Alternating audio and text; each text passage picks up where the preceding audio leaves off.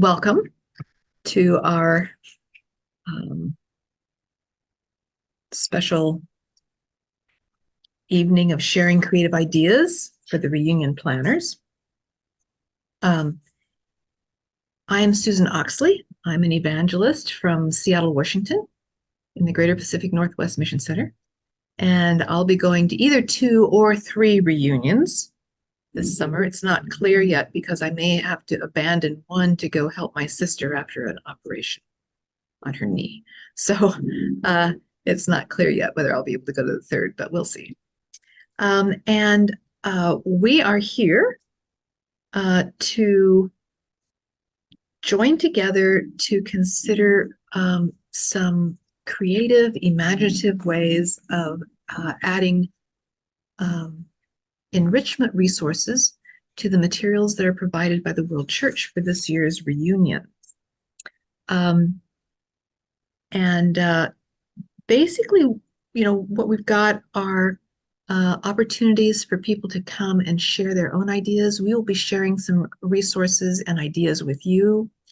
And as you listen to those, what kinds of things does it spark in your mind?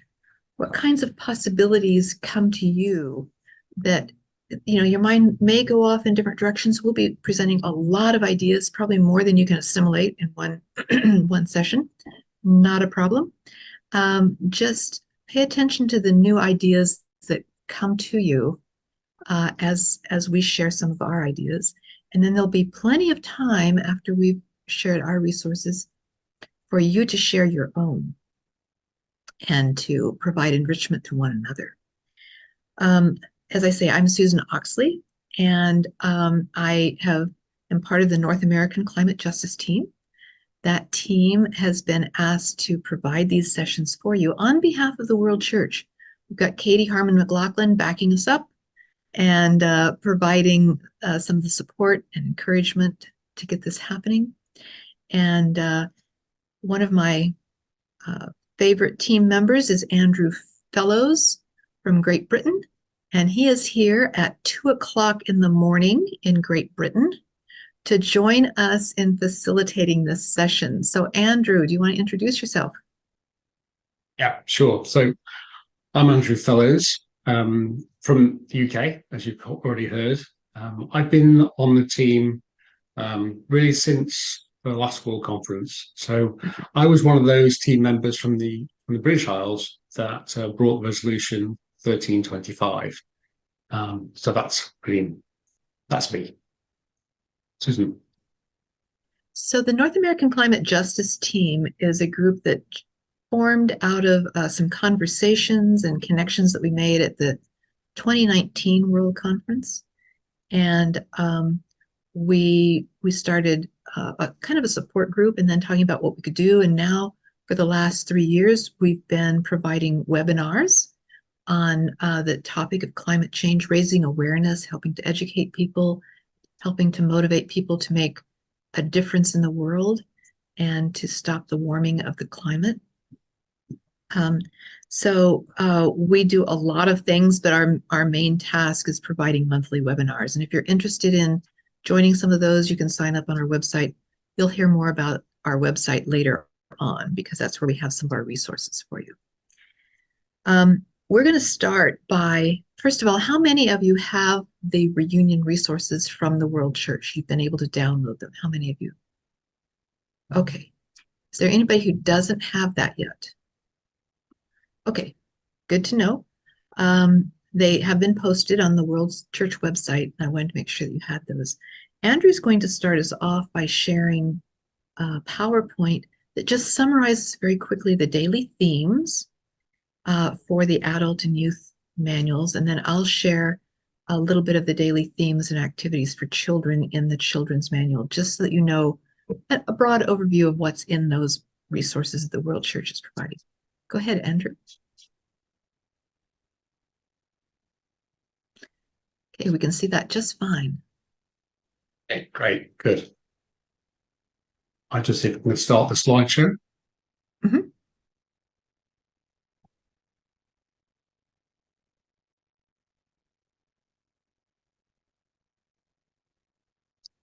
So we have a few scriptures which are obviously very relevant to this session.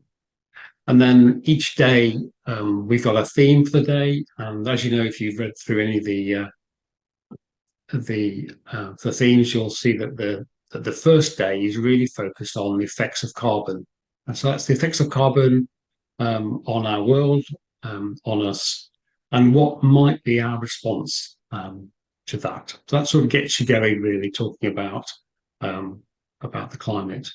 And then on day two, the theme immersed in creation focuses a lot on oceans and water, water supplies, that sort of thing, and also plastics pollution and how that affects, and sometimes how those two things work together. And then day three, the stewardship of God's goodness is all about food, but also methane. For those in the UK, we don't talk about methane. We talk about something called some gas or natural gas, apparently.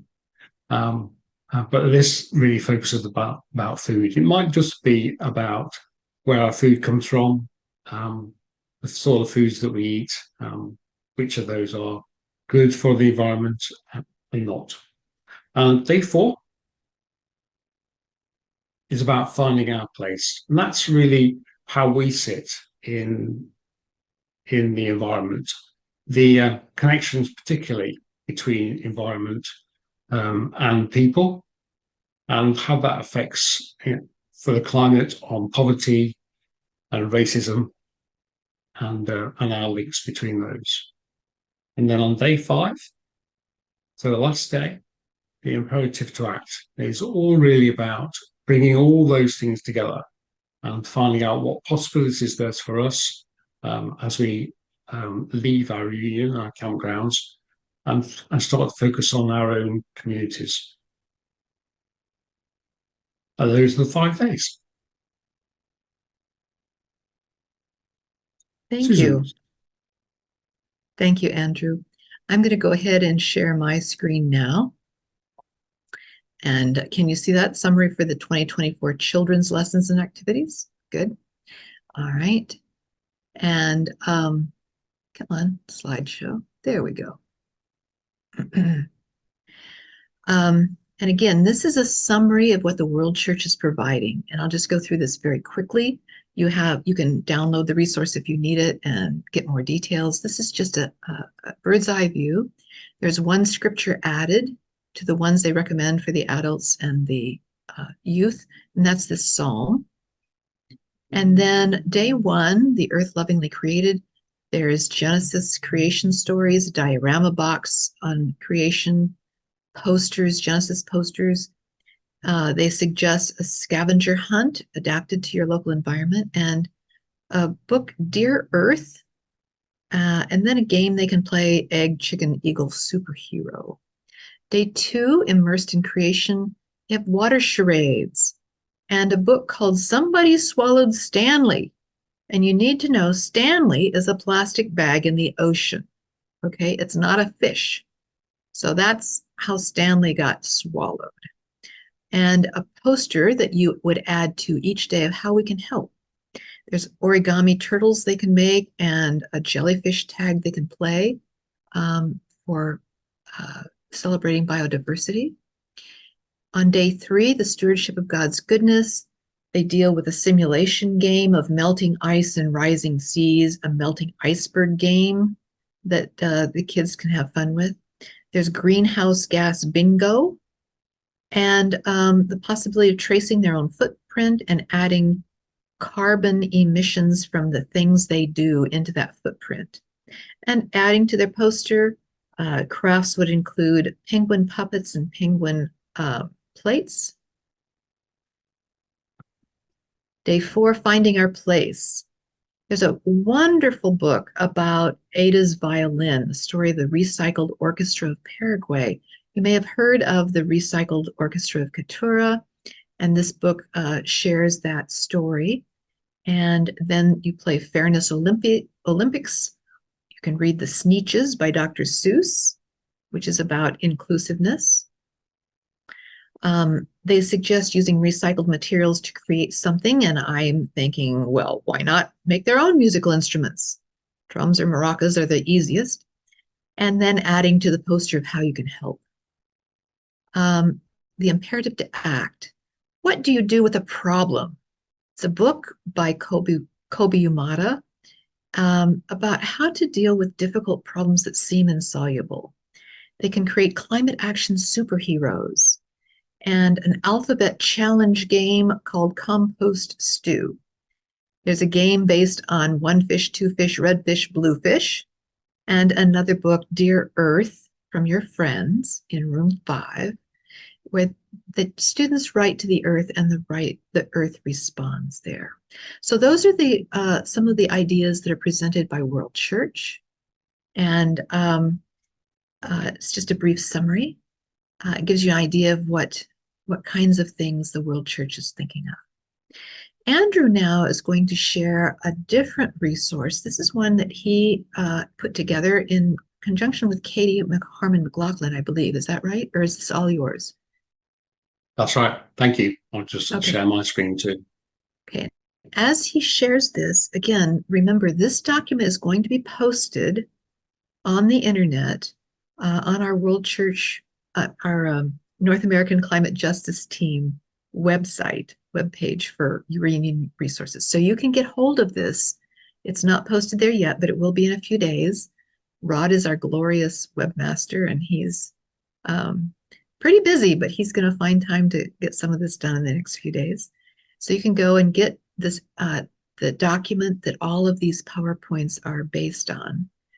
And then think to yourself, what is this stirring in your mind that you can share?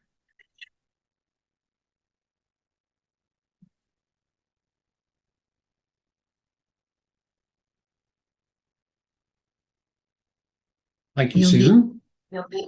You'll need to hit slideshow. Yes, I'm just waiting for it to come up. It hasn't. Oh, there we are. There we go. There we go. Okay. So I thought those children's ideas were fantastic. I'm looking forward to seeing those in action. So for the adults then, day one, the earth loving and created. We talked about that being all about carbon.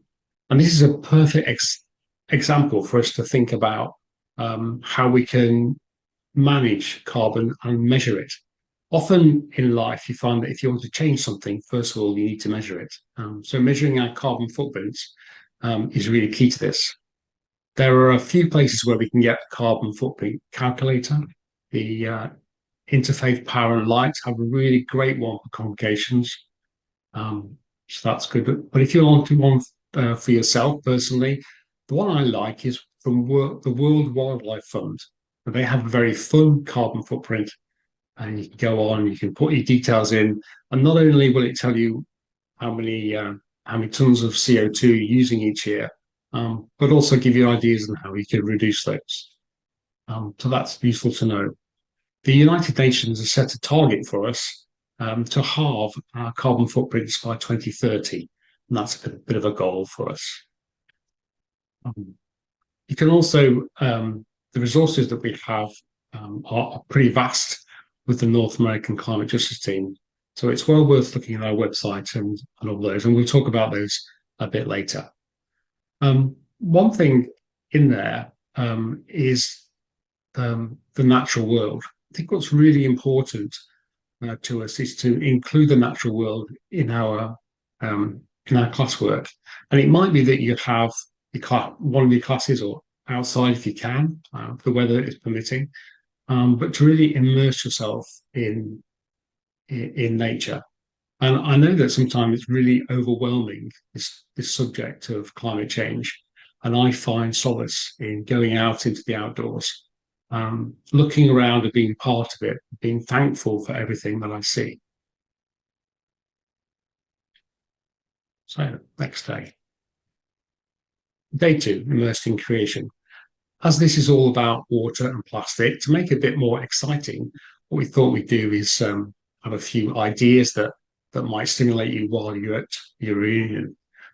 You could monitor how people are cleaning their teeth and making sure they're turning the tap off.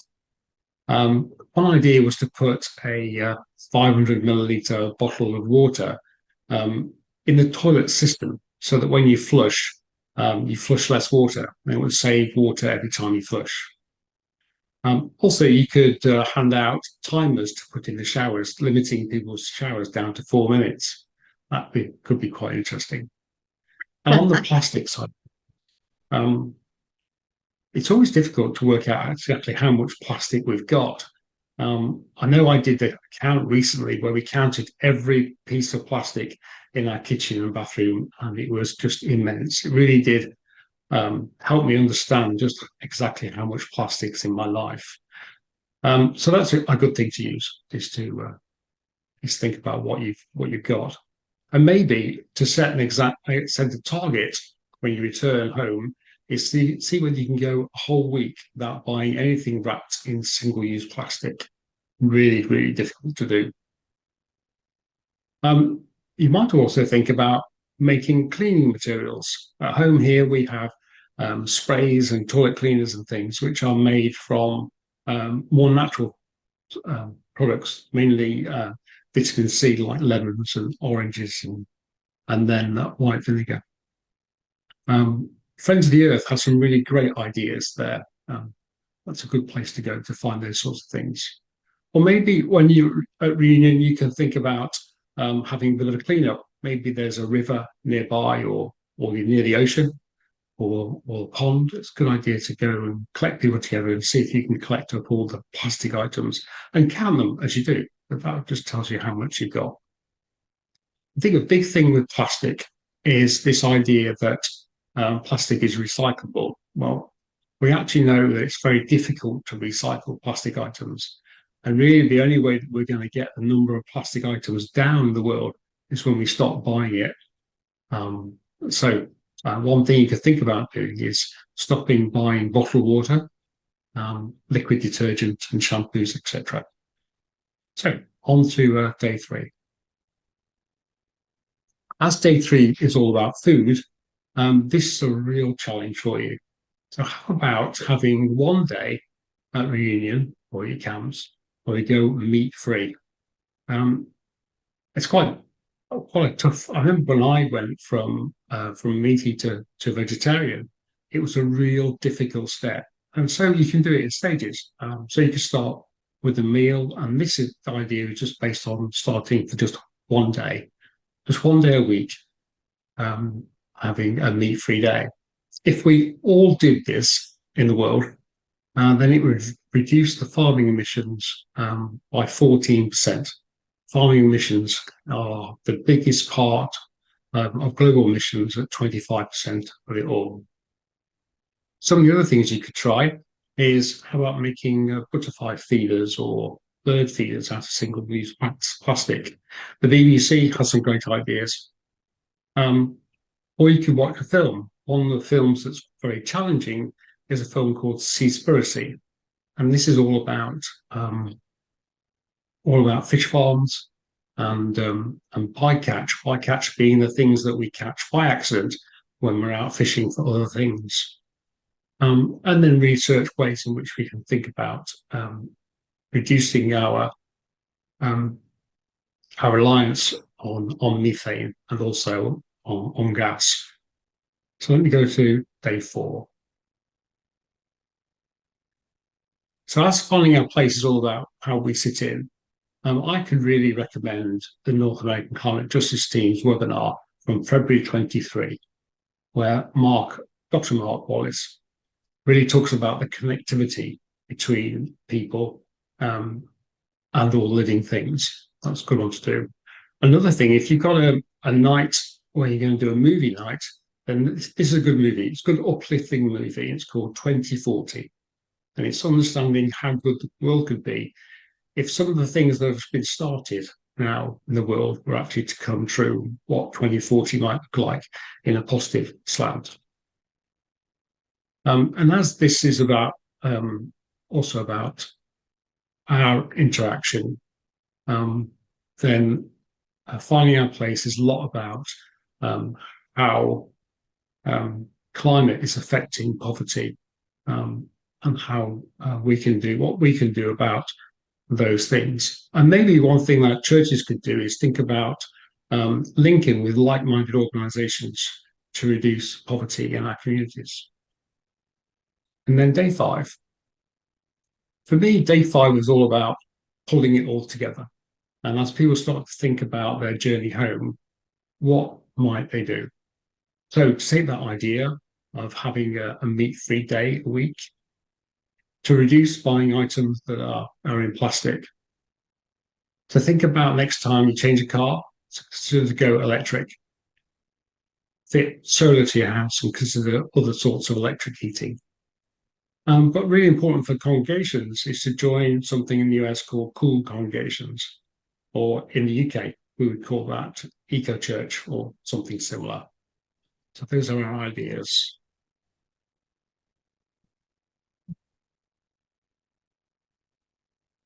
Susan, over to you. Thank you. So I would like to share some children's enrichment ideas. These, again, are not in the manual, but these will be posted on our website. And there is, again, a document. Here we go. A document that will be posted there too that gives a little bit more details about some of these suggestions and activities. I'm just going to run through them real quick to give you an idea.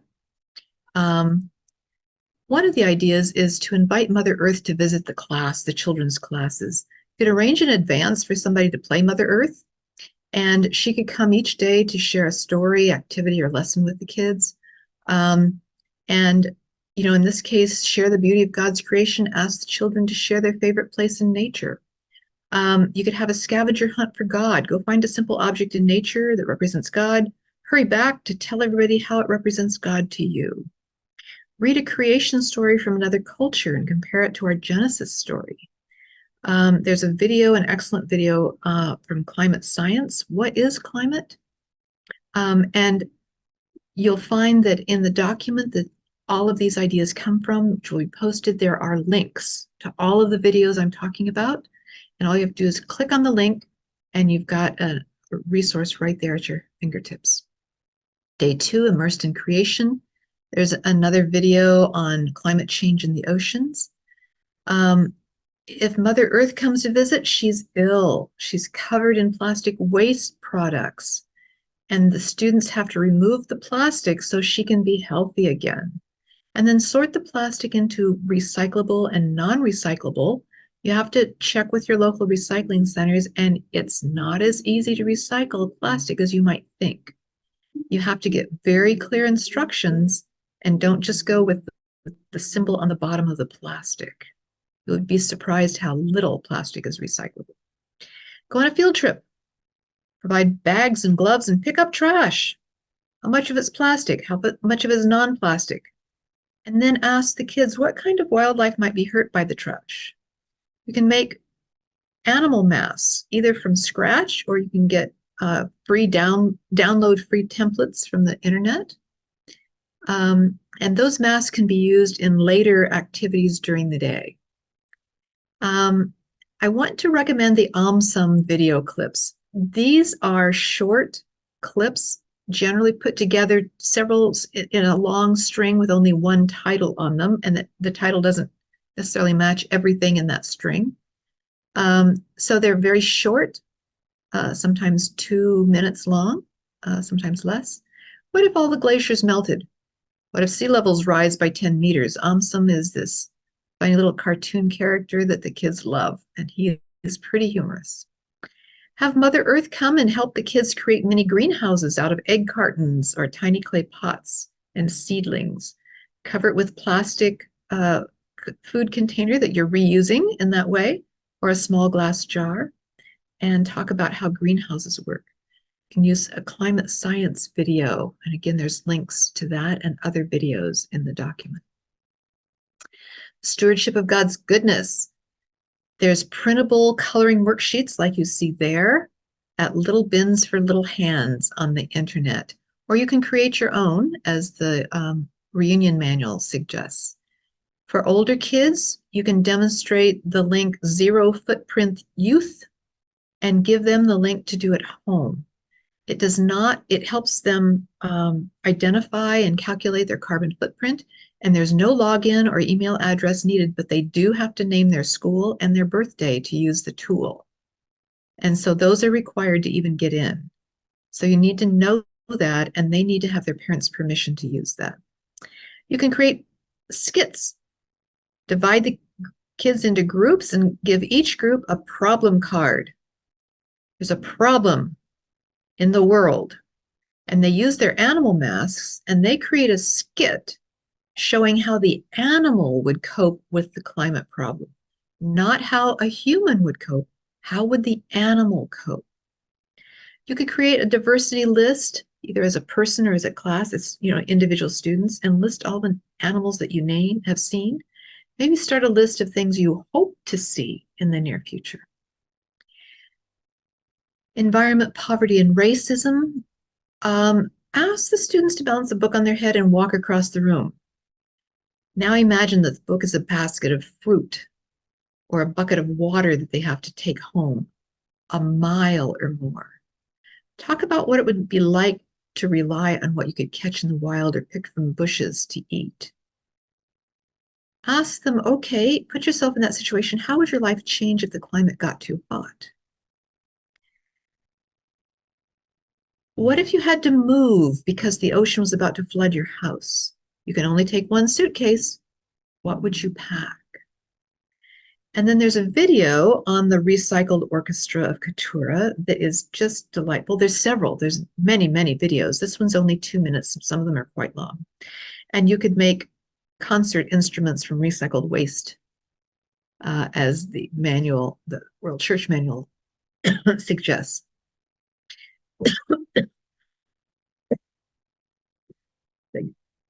Beg your pardon.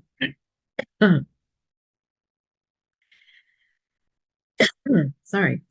Create your own song about recycling or about some other focus theme. You could use Mary Had a Little Lamb or Row, Row, Row Your Boat, or the kids could use a pop song that they all know.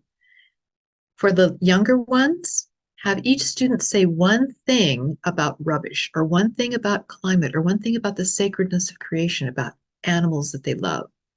And then use a phrase from what they say and put it into the chosen tune. Don't worry if it doesn't fit. Don't worry if it doesn't make sense. The key is to use their phrases in the chosen tune and sing it out. And that's their song. Mother Earth arrives feeling sad because she can't visit with her dear friends. And she shows pictures of the Atlas bear, or the black rhino, or a kind of zebra called a quagga. All of these were hunted to extinction by human beings. When one species of animal disappears, all the others that interact with that animal are also affected, and you can help them understand the interconnection of biodiversity. Talk about the bees, pollination, the population of bees dying out, and how we need the bees to help us continue to enjoy fruit, vegetables, and flowers. There's lots of resources on the internet about bees. How can we help? Give the students 4 words that talk about God's creation, and then provide 10 minutes for them to prepare a skit showing how we can care for God's earth, and they have to use those 4 words. And there's samples of those 4 words in the document. And then share the skits with one another. Mother Earth arrives and she needs helpers. She's loaded with cloth bags, flower seed packets, maybe sustainable water bottles and straws, anything that you can gather fairly cheaply that she can distribute and hand out. She recruits the students to help her save the earth by decreasing plastic use, cutting back on waste, and planting more flowers. And again, there's a series of videos that you can see on the document that would be helpful. There's one of the other ideas that I wanted to share with you is the idea of decreasing food waste through the week by starting out at the beginning of the week to measure how much food is being wasted. You'd have to arrange for this with the director and the cooks and provide buckets and scales, and everybody scrapes their food waste into the buckets and then weighs them. And you chart through the week, can you decrease the weight of the food waste that is just being tossed aside? And see how well the students and their parents and everybody at Reunion can do in decreasing the food waste. It's a really worthwhile uh, exercise in learning to conserve resources, to eat well, but eat only what you need, and to not waste the rest. I also want to share with you a video. Let me see here. Or I'm not a video, a PowerPoint on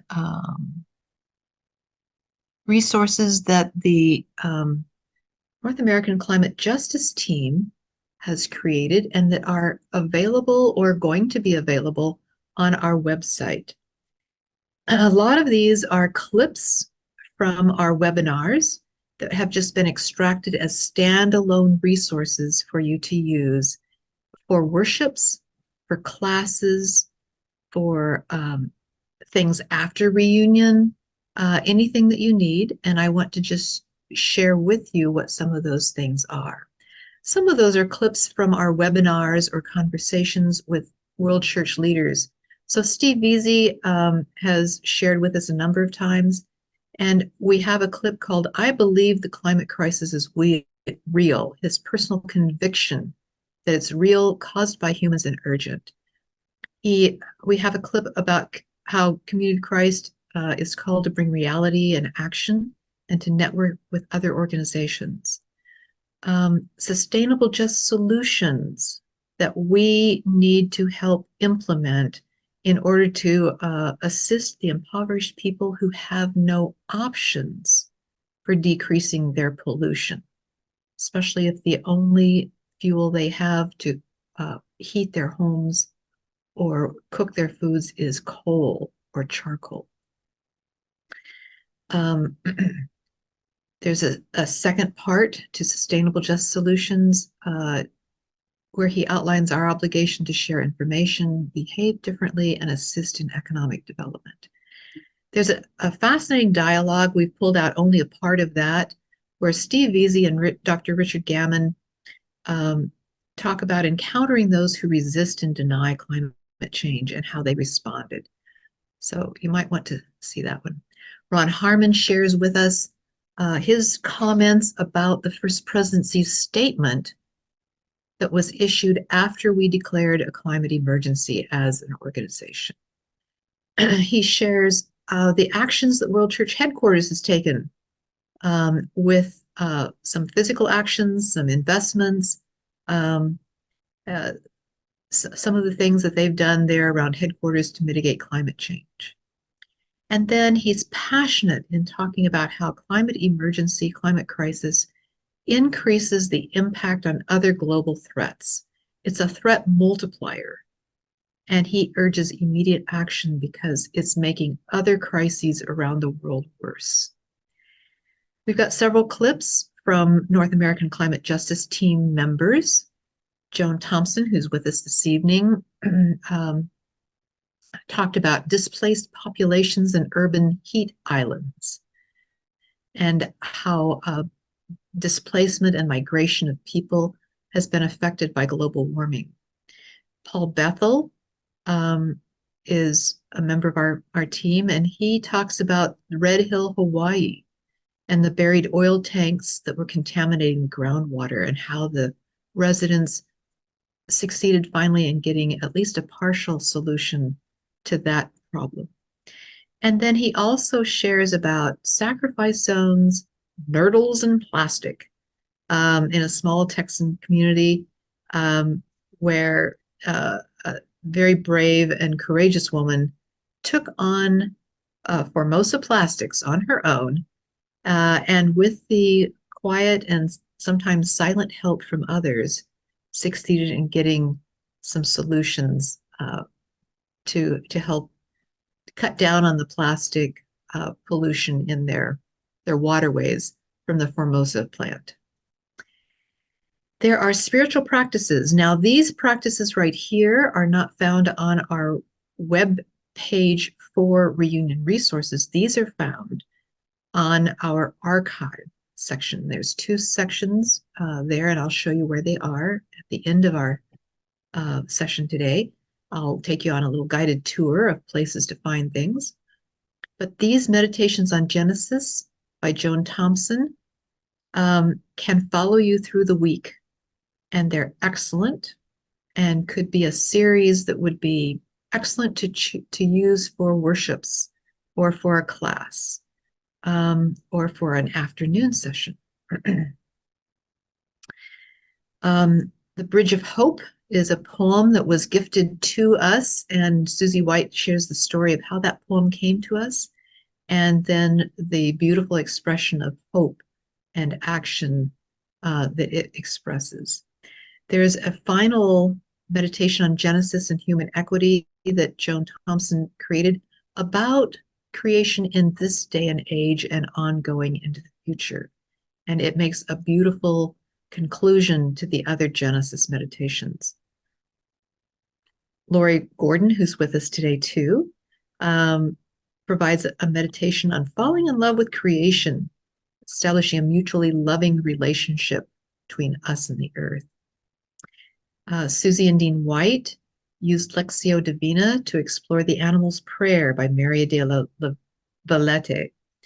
And then Lori Gordon has a reflective pause, a meditation and journaling that is suitable for any topic. It's not specific to any one thing and can be used not only for climate change, but for any other event that might come up. So it's an evergreen piece. Carla Long, the presiding bishopric, leads us in a celebration of the First Nations four elements: earth, air, fire, and water. Again, Lori, who is, by the way, extremely involved in spiritual formation and part of the spiritual formation team at World Church, introduces the practice of holy attention, and she uses the human hand as a sample focus, but it's an excellent introduction to that practice of holy attention. I highly recommend it. And then another quick silent meditation, mostly silence. That's maybe 2.5 to 3 minutes long, and most of that's just silence. But you're looking at 3 questions for people to consider about the environment and the effects of climate crisis. There's a children's video, The Greenhouse Effect on Our Climate, and it's made in Minecraft, the video game. And these 3 gamers discover a greenhouse and hear how it works, and they explore the Earth's greenhouse effect due to atmospheric carbon dioxide.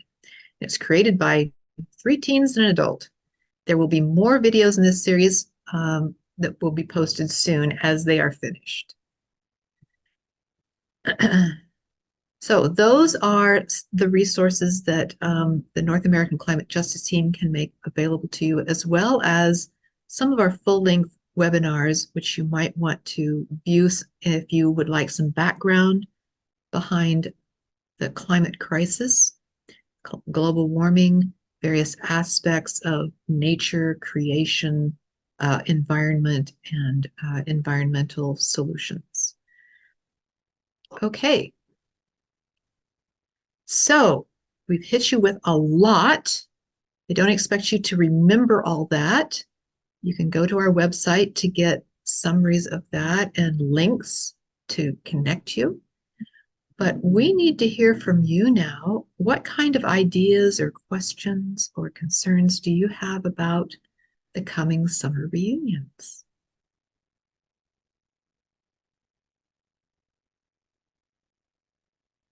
You can unmute yourselves.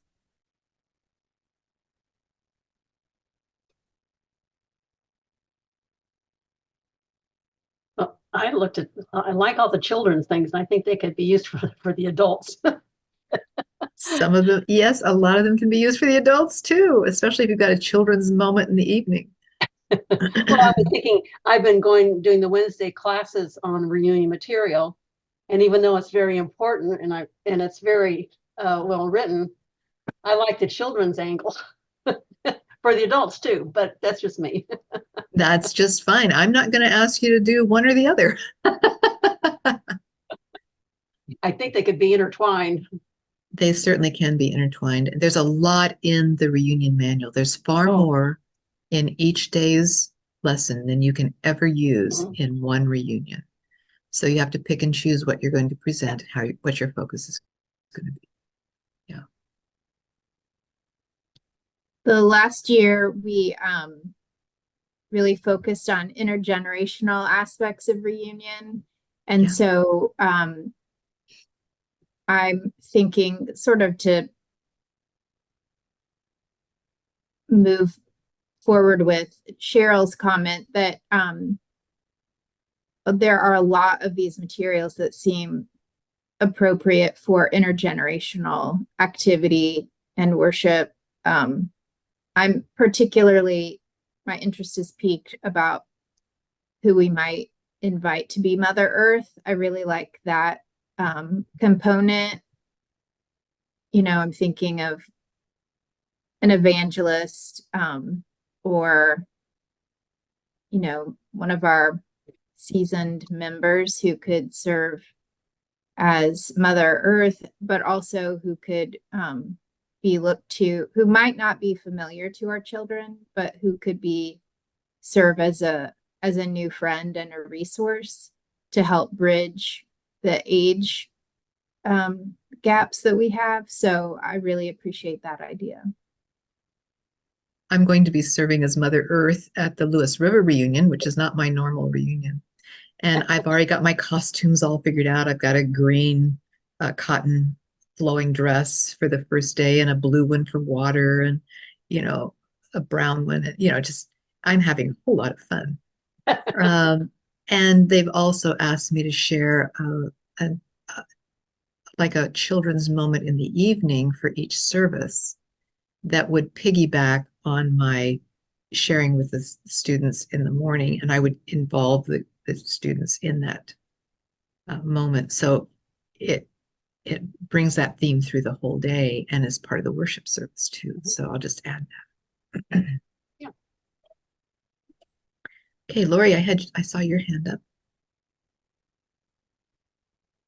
You know, it just occurred to me that there's so many materials here, but they don't all have to be done at reunion. We can create a creation care through line as the year goes on. And so when you're picking and choosing what works at reunion, think about what works going forward to keep the spirit of healing the earth and going, keeping it. So that just occurred to me when I was listening to your comments.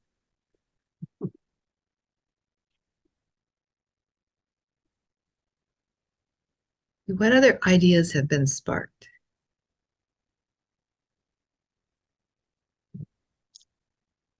We also have some members that are looking for the sermon store. I mean, the standard traditional worship service with the guest minister.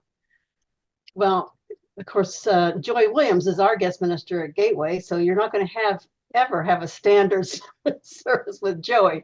So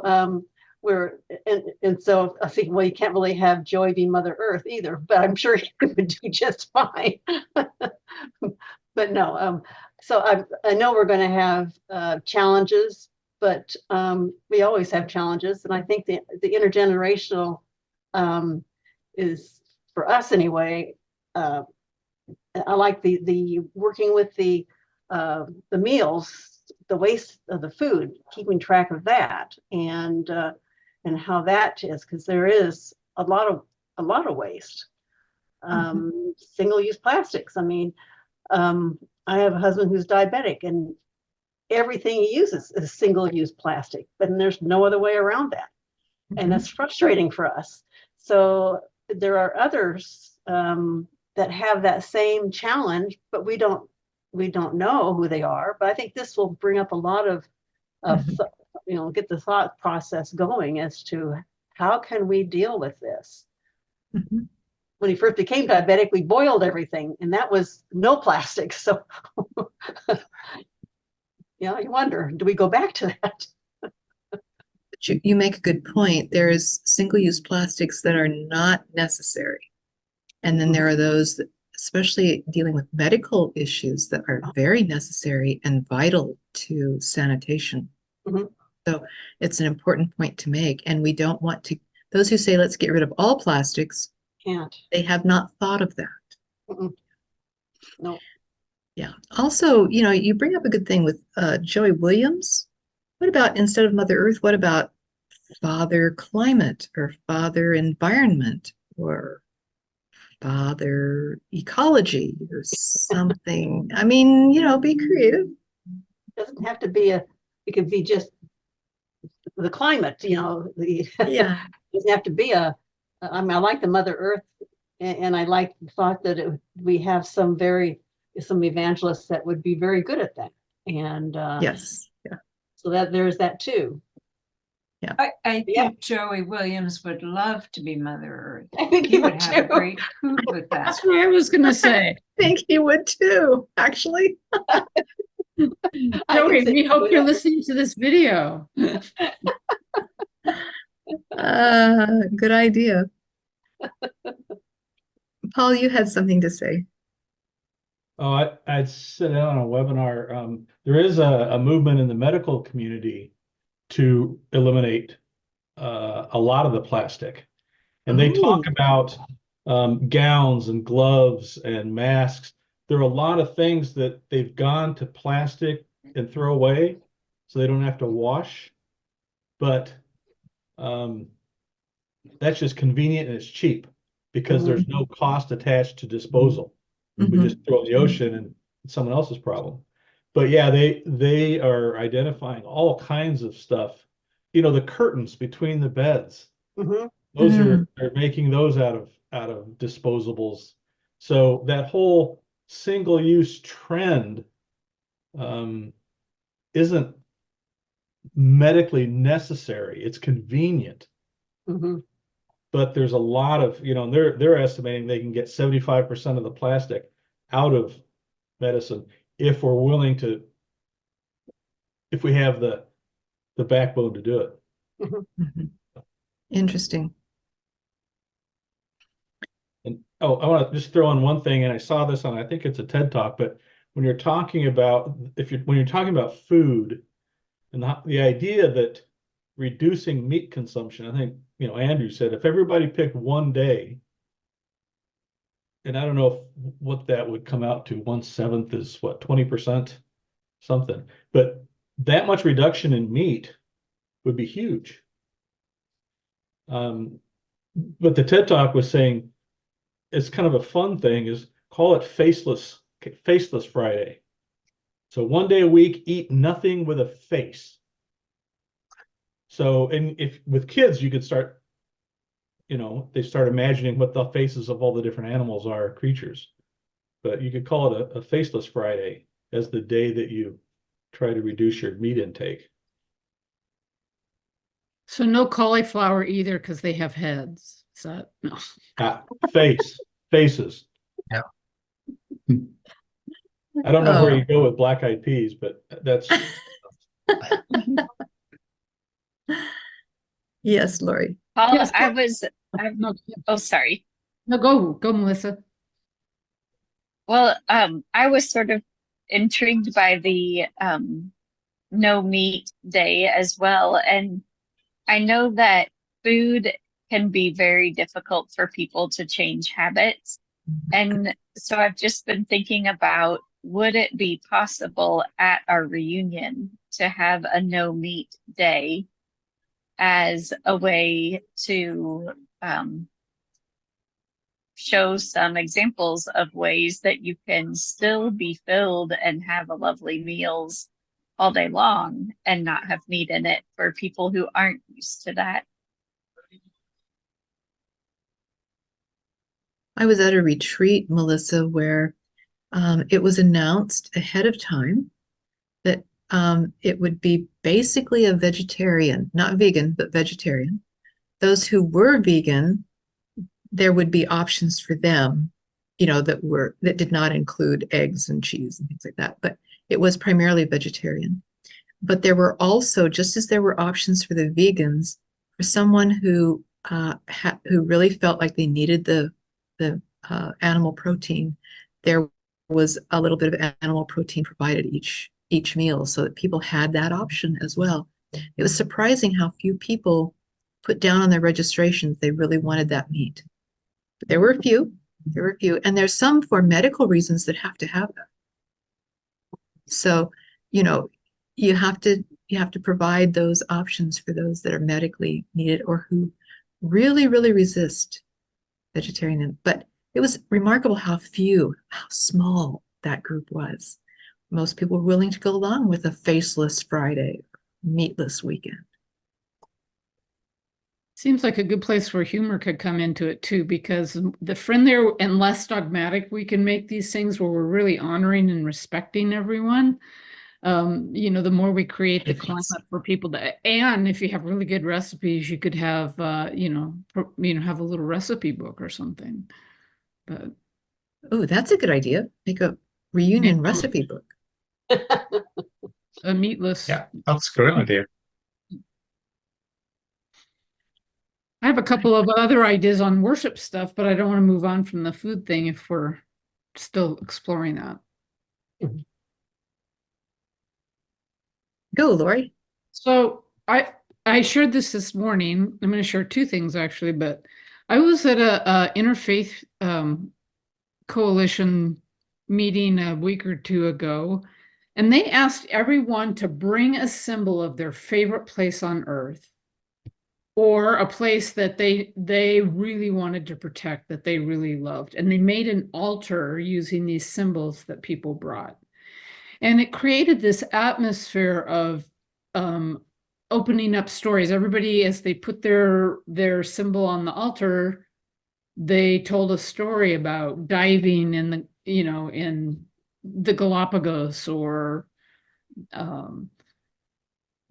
loving the pine trees right outside their window, all these different things. But it was a really lovely way to create story and to just move hearts towards the desire to heal the earth. And that those stories could also include places that are endangered. Stories about how a place that you loved in childhood is now not recognizable because of development or because of a wildfire. I have friends who lost a home, in one of the big wildfires here in Central Oregon. So that kind of storytelling, working that into the worship, that love of nature, I think is a really important place. The other thing I am involved in, and I know those of you who know Lori Sharp in the Greater Pacific Northwest, she's also doing this work along with some others, but there's this movement called Church of the Wild. And the way you create your sermon is you get together and you do your liturgy and you do some poems and some text and scripture reading, and then you send everybody out to go in nature and to listen and take a significant amount of time, like listening to the trees or watching the ocean or whatever that might be. And then the sermon, which is actually the original meaning of the word sermo in Latin, is a conversation. Instead of one person talking, everybody comes back and says, this is what I asked the earth, and this is what I heard, or this is what I noticed, or this is how my heart feels. And the sermon just gets created right then and there out of that experience of engaging with the natural world personally, on these beloved reunion grounds that we all find as very special places. So those are a couple of ideas about some worship thoughts that I'd put in the pot. And if you're interested in Church of the Wild, there is a book by a woman named Victoria Lurtz that describes it in detail. Not that you need anything more to read getting ready for reunion, but just that idea of creating conversation around a time spent right then and there just can be a very powerful way for people to connect, especially if they're connecting across, oh, I don't believe in climate change, but boy, I do love the world. I do love the beauty of the world. It's a way to sort of get past some of our political divisions and just get to the heart of our earth keeping call, and reason sacredness of creation is one of our enduring principles. So just some thoughts from me. So Lori sparked another idea in my mind. Build an Ebenezer.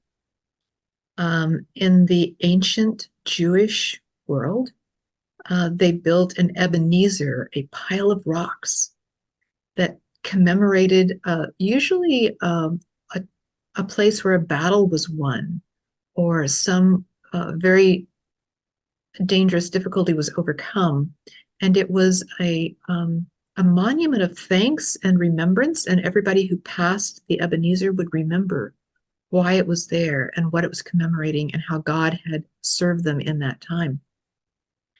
And you could do that spontaneously to create an Ebenezer by sending folks out, like between lunchtime and dinner, and say, go grab a rock and bring to the service tonight, and we'll create an Ebenezer.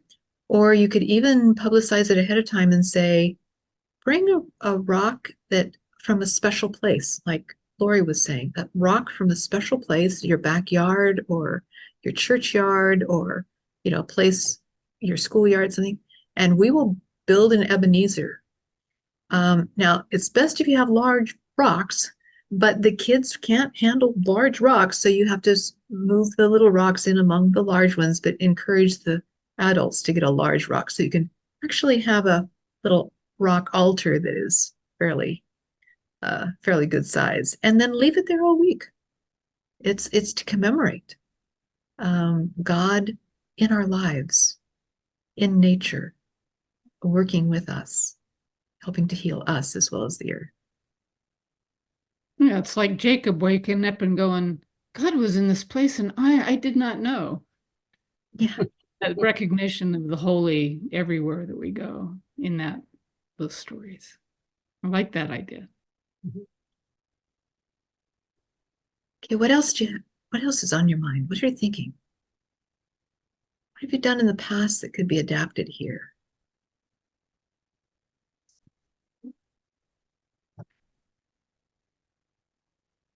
And how are we doing on time? Oh, okay.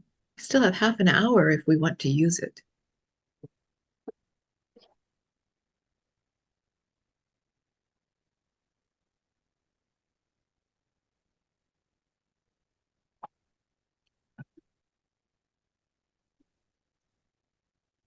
Well, we have a labyrinth at our campgrounds, an outdoor labyrinth outlined with rocks. It's quite large. You can have, maybe 10 or 15 people all walking it at once without running into each other too much. How could you use a labyrinth?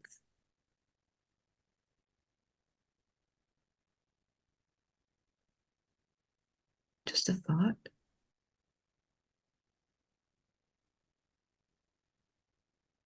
We would love to have a labyrinth, but we don't. But we don't. Could you have an afternoon where you built a labyrinth at your campgrounds? I have to find a place. Yep, Flat. that's a challenge. that's a a challenge. ball field. Yeah, that's a challenge. Is there a path that you could turn into a nature trail Oh yeah. some afternoon? Yes, Mary. In day 2, it talks about a mandala, and that's similar to your Ebenezer. But my thought is I would want it to be seen with it, like we have a stage, but yet we wouldn't be able to see that. So I was trying to think of a way that I might be able to display that more, upward. So, and it talked about bringing leaves, but it also talked about rocks and stuff. But if they just brought in leaves or, something that's, fallen, not picked off the trees, but have fallen off. It's something in nature they could find. I could possibly, I have large sheets of canvas, could possibly use pins, to straight pin those and create a mandala that way.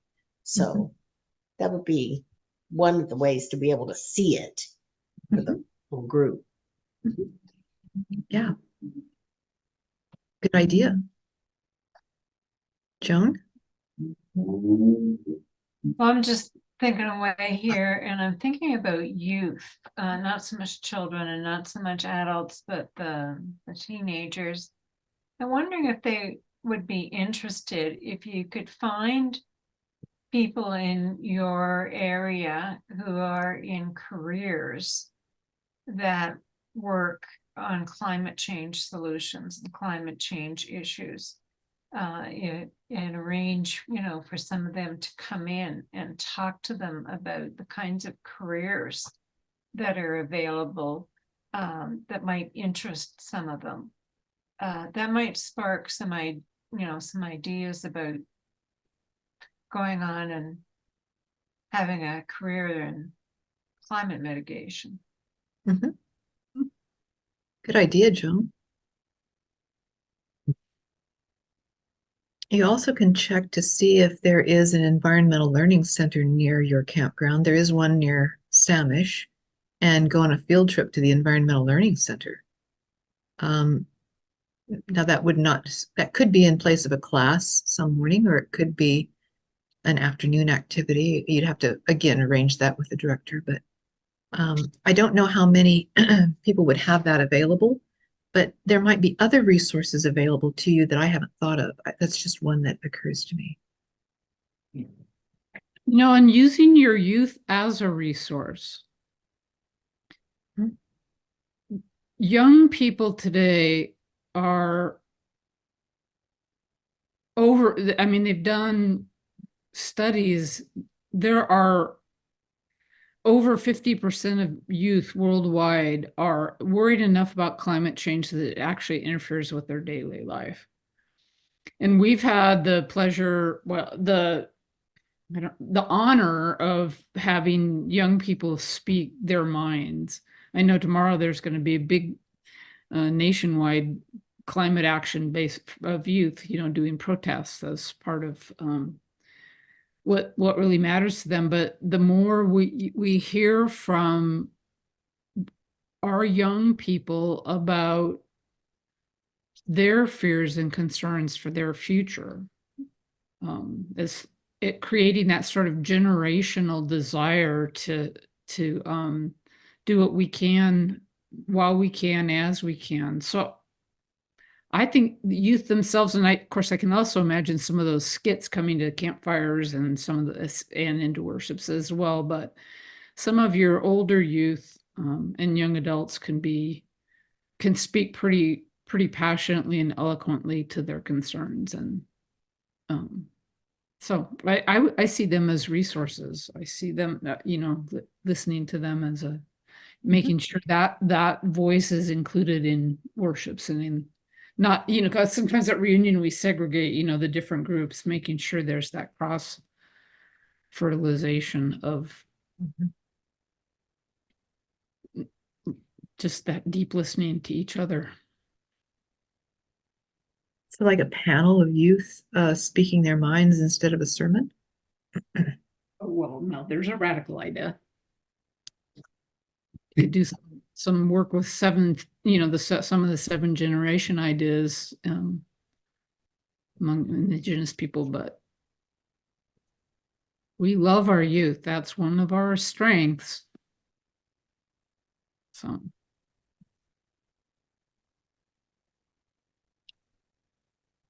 I can also imagine some of the guest ministers out there, doing panels of any kind could be an interesting perspective sharing. Mhm.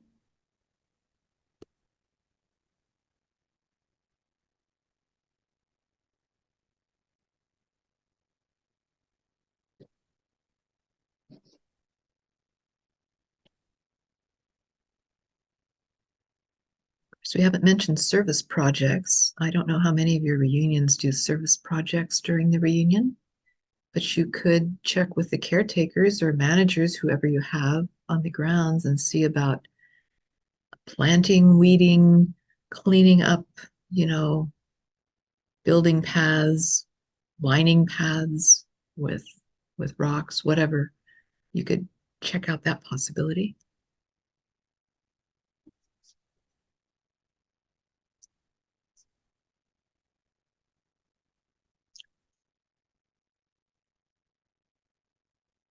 When you're at reunion, a guy brought a recipe for how to make those beeswax wraps that you can use in the kitchen in place of plastic. It was pretty. They were pretty fun to make. Just they brought cloth and sheared them, and then heated up a particular recipe of that included beeswax, as I recall. But everybody got into it and was making. Kept coming back to make more, so they go home with a whole set of them. Cool. So I'll bet that'd be pretty easy to find online, would be a recipe for that. I like that idea.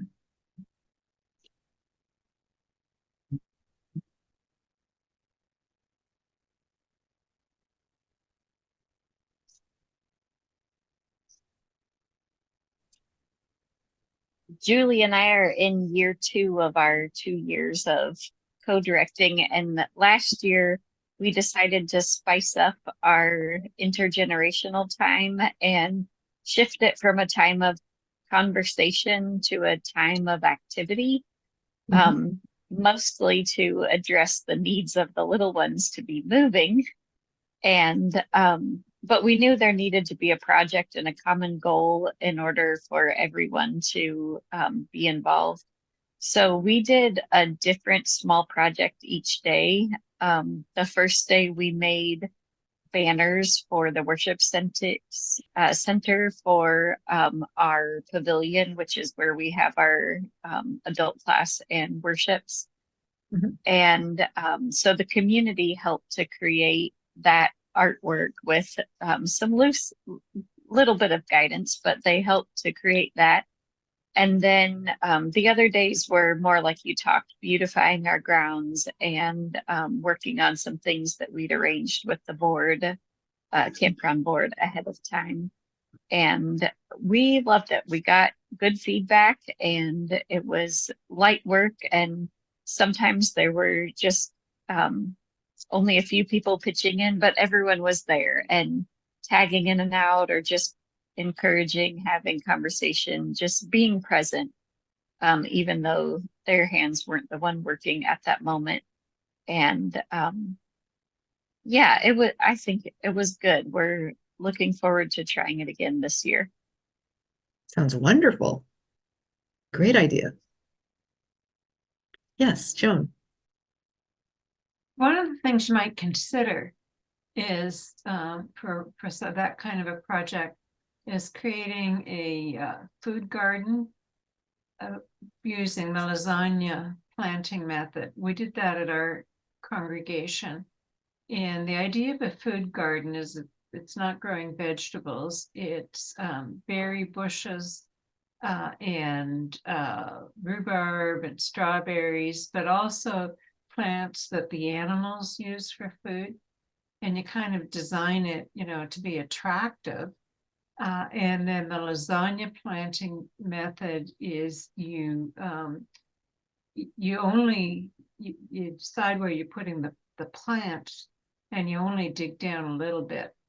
And then you to sit them there, and then around them you put wet cardboard. And then on top of the wet cardboard, you put some topsoil or compost, to make it sit, and then you put straw, or you can put twigs and stuff from the bush. And what that does is it provides air. And then you put, soil and compost on top. So you actually build the soil up about 6 inches, which is why you don't have to dig very deep. but all of that increases the biodiversity in the soil. Mhm. And it makes it actually more spongy and soft to walk on as well. And you don't get as many weeds, but you don't have to dig out, the grass or whatever. So if that's something that your campgrounds, would be interested in having, some kind of a food garden for it. I don't, know what would grow in your area would be the right time for harvest, to be applicable to reunions kind of thing. You might consider doing one of those small food forests. Thank you, Joan. Good idea. Yeah, Lori. That reminds me that this morning they announced, so that you all get to hear this as well. So the bishopric is working on or has created a campground assessment that where you can walk around with a checklist of things that could be done differently or changed to be more earth friendly or climate resistant. So I would say watch for that. I don't know if it did. Do you catch where that's going to get posted? Because here we are in these places, these sacred places. We also have a webinar on the idea of doing permaculture designing for some of our campgrounds so that we could be more intentional about the use of these wonderful sacred spaces that we all love so much. And that could become, a focus of planning and looking around and thinking and envisioning a different future. Making little green islands of responsibly managed places. But yeah, so I'd keep an eye out for that as something that the bishopric is going to be exploring and promoting. And Lori, we were exploring at one time with campgrounds the idea of the church forests of, is it Ethiopia? Is it the church forests of Ethiopia? If you want an interesting story, go online and look up the church forests of Ethiopia. In a desert, dry land, it was the religious institutions, the religious sanctuaries that grew and maintained forests.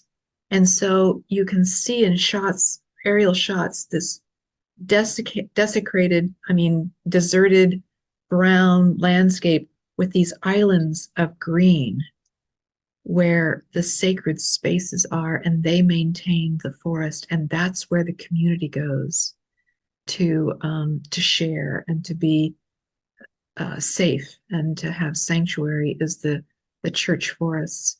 And they're expanding those circles because the people realize how valuable they are expanding outward.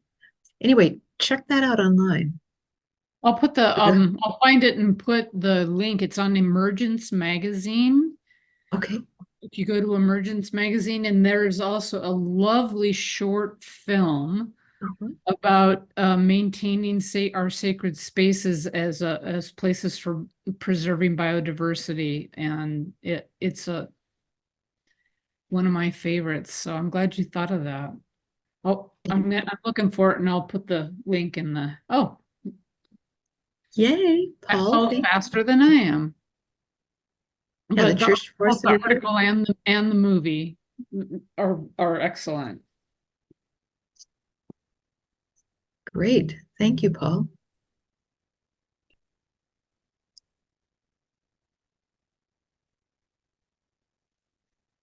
Well, shall I go ahead and share with you how to access some of these resources? Are there any other ideas that are popping out? Questions, concerns? Okay, if you can grab those links from the chats, there's those links for you. And earlier, Rod Downing has put in the link to our website, and I will show you that too. Okay, let me share screen one more time.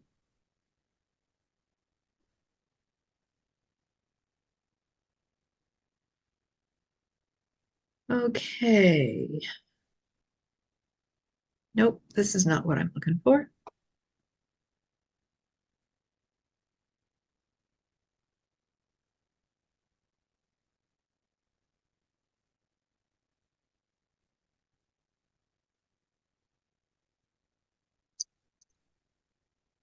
No, sorry. Let me find it. Where to find resources. That's what I'm looking for.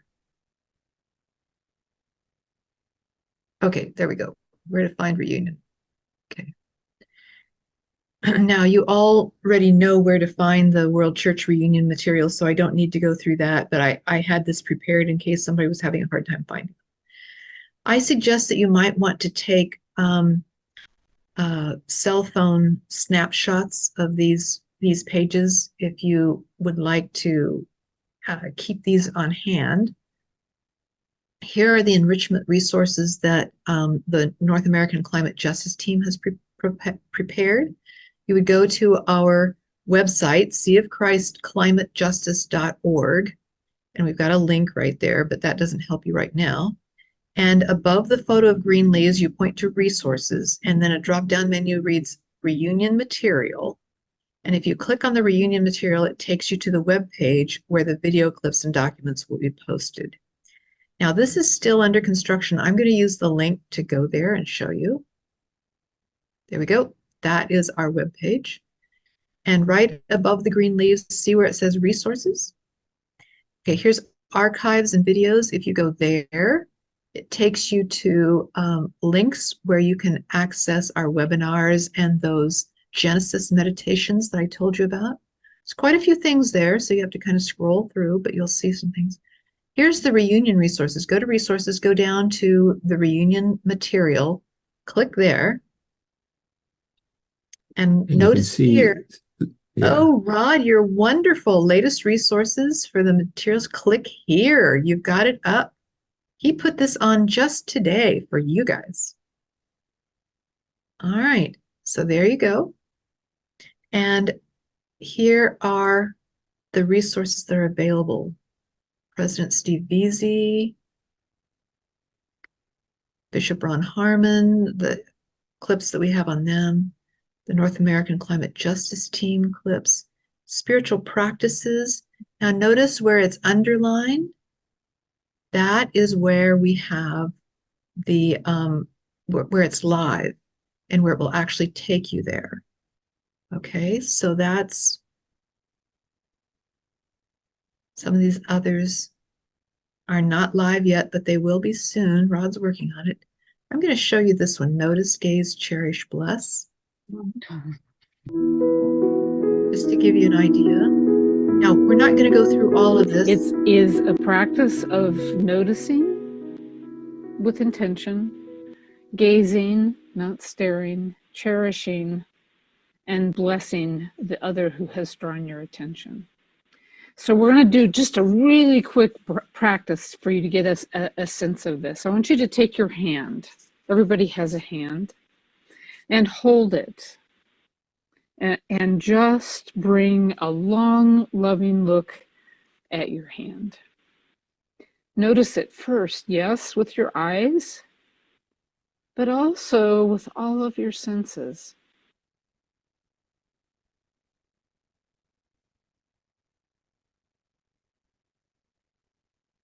Feel the air on your skin.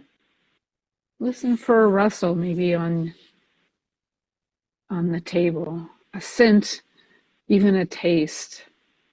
You might find yourself focusing your attention on a single aspect of your hand, or you might take in something larger, all of it, or somehow how it is in relationship with the rest of your world.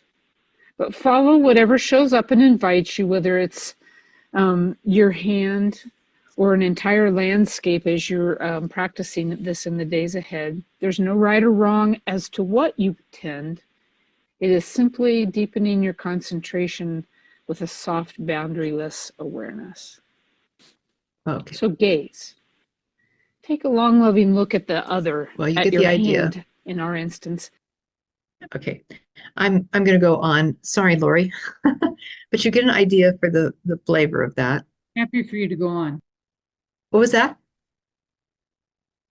What, Laurie? So I'm happy for you to go on. Okay. And okay, that oh, I need to go back and show you. Just a sec. I need to go back and show you. I want to show you the archives. Okay, here's the opening page. And yes, we used to call ourselves the Climate Colloquy, Change Colloquy. That's before COVID, right?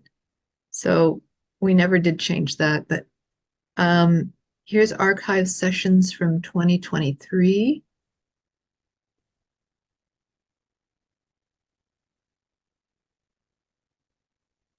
You can see past events, some of our leaders. Okay. Sorry. There we go. And then if you go back up to archives, that's where they aren't just listed, but those are live links then. Here are our first four and our meditations on Genesis. So this is where you go for the meditations on Genesis, except for that later one that Joan produced. And I'll just give you, oh, let's see, how about that one? Let's take a few moments now to continue our focus on the process of creation through a short meditation based on Genesis. So I'll invite you to close your eyes, or if you prefer, simply gaze softly at the picture. Get comfortable in your chair. Take a few deep breaths. Relax your shoulders. I'm going to move on. 10 billion years after the Big Bang, after our galaxy, solar system, and planet were created and set in their perpetual orbits, eventually there came to be living plants. But before a single blade of grass could live on this barren ball of rock, or before earthworms could turn decaying matter into nitrogen to feed that grass, billions of years of preparation were needed, with each step happening in the necessary order. I'm going to skip to the end. I want you to hear the ending of this. Plants and trees of every kind. And God saw that it was good. And there was evening, and there was morning, the third day. May we expand the gratitude in our hearts and minds and look with eyes of awe and reverence as we continue to create with God. And it shall continue to be good. Amen. Amen. Anyway, that gives you a flavor for those meditations, and some idea of what you might want to research. All 5 of those meditations are available immediately and could be used in a class every day or in worship every day. And Joan has also agreed to make those scripts available, and they will be posted as well. The scripts will be on our reunion material webpage. The actual videos of Joan speaking the script that she has written, by the way. This is her own personal work. Okay, let's mute. Somebody needs to mute. All right.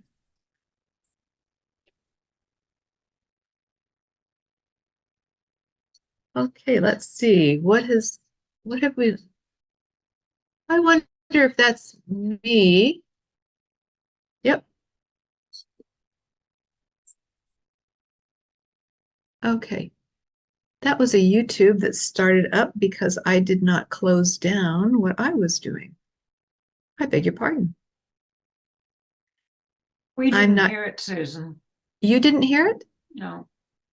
You didn't hear it? Oh, I thought maybe it was interrupting all of you as well as me. Okay. Well, I took care of it. It was just a video that started up because I didn't close off that one. Anyway, you get the idea. All right. Any other last comments or concerns or questions? Any new ideas? This will be combined with the first recording and it will be posted. I'm not sure where. Possibly on the World Church website, possibly on ours, possibly on both. That's up to Katie Harmon McLaughlin. But I hope that you'll take advantage of the resources that we've offered. And if you have resources that you want to also post for everyone to see, some ideas or suggestions, scripts, original poems, whatever, you can send them to me or to Rod Downing, and we'll see that they get posted on our reunion material page. Okay. Oh, and let me put my email address in the chats.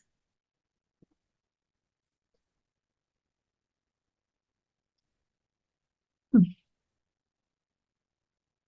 is it not? There we go.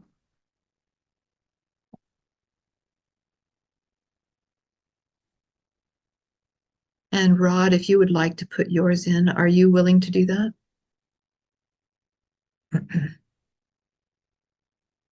You can also send it to Rod. He's our webmaster, and he's the one who takes care of posting things on our website. Bless his heart. There you go. All right, Andrew, would you like to close us with a word of prayer? I would, but would you like to do some notices first? Maybe talk about the webinar on Sunday. Yes, I almost forgot again. Some notices, some announcements. I forgot the last time too, didn't I? Get focused on one thing. All right. There's all of my information.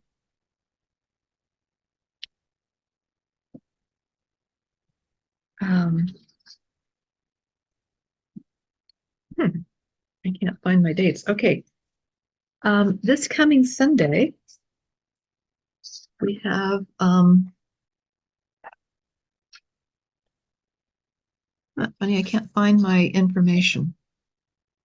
This coming Sunday, we have a screening of the film, The Restores, The Climate Restores.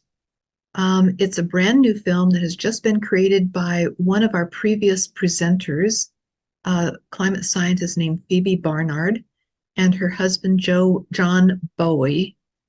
And they have created this amazing 4-part series. This is the first of the 4 parts.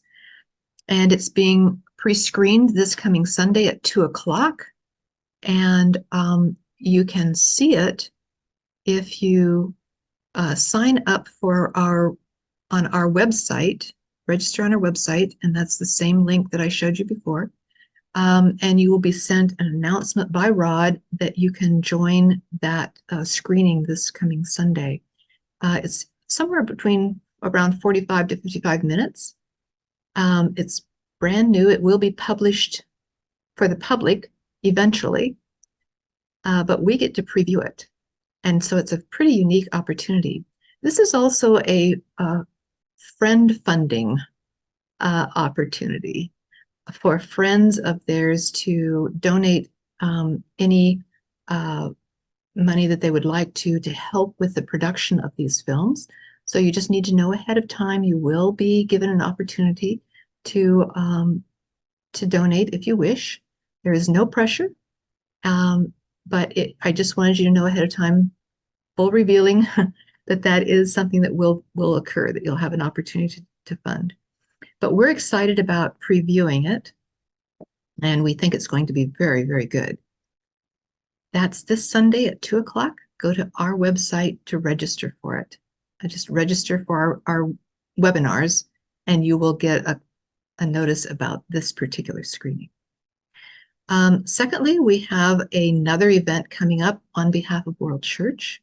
It's an enrichment opportunity that is being provided through CIMM, one of their lecture series opportunities. And it will be led by the North American Climate Justice Team again, under the auspices of Katie Harmon McLaughlin and her team. And it will be about disagreement and climate resistance as it relates to faithful disagreement. So we'll be talking about how to continue to share with people who are resistant to dealing with climate and who are climate deniers. So we're working on that. Lori is kind of Lori and Joan are both part of our, and Rod, they're all three here. They are our sub-team that's spearheading that effort, and will be filling out some of the outline that Lori's already provided for that. So we're pretty excited about that event, and it will be on May 22nd. Is that right, Lori? I don't have my information in front of me. I lost a page here. Do you want to talk about that anymore? No. Okay. Do you want to mention what CIMM is? The Center for Innovation in Mission and Ministry. It's sort of the, most of you may probably familiar with it. It's kind of the successor to Temple School. And it is offered through the Graceland, but this series are very much for all members of the church, but particularly for those who may be concerned coming into reunion experiences about some of the political divisiveness, and just how we can find some grace and respect, faithfully interacting with each other should that come up. So, and they would register for that session through CIMM, and that will all be posted on through World Church Communications. So you'd have to register for CIMM for that session through them. Yeah. Okay, but we will be sending out information to you about that, or to those who register for our information. So, and then finally, our May event, May 5th, I believe. Is that correct? Yes, May 5th. We're having Ruth Valerio, Dr. Ruth Valerio, an author, eco warrior, the founder of Echo Church, one of the groups that Andrew Fellows shared with you about how to promote environmental things and be sustainable within your congregation. She's the founder of that. And she is going to be our guest presenter for our webinar on May 5th. And she will be talking about simplicity. Live simply so others may just simply live. And she's going to be phenomenal. So that's our next webinar coming up. After that, we've got a forest expert doing a webinar on forestry in June. So did I cover everything? Did I get it all done? Okay, thank you, Andrew. All right, now if you'd close with prayer. I will. Pray with me, please. Thank you. Creator God, guide us to find harmony within the natural world, to be in tune with the rhythms of creation. Let our footsteps leave only kindness and respect in their wake. May we be custodians over your creation, protecting and preserving it for future generations. Grant us wisdom to live in the balance with nature, and in doing so, we honour the divine design. As we teach Heal the Earth, let your spirit guide us. As we influence those that hear the words, let them be moved into action. Thank you for this opportunity to serve and to be part of your plan to heal the earth and to influence change in our lives. Help us, we pray. Amen. Thank you so much. Thank you, you all for everybody. coming.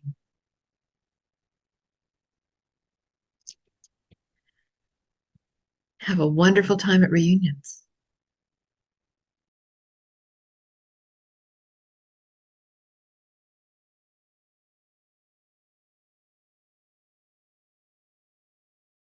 Okay. Whew, we danced through that as quickly as possible because we want to get to your questions, answers, and opportunities for sharing ideas that you have. Okay.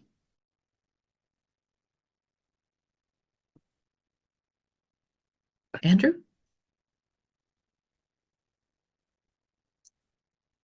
That's right, Susan. So we recognise that we don't have all the answers. We're hoping that you got a few.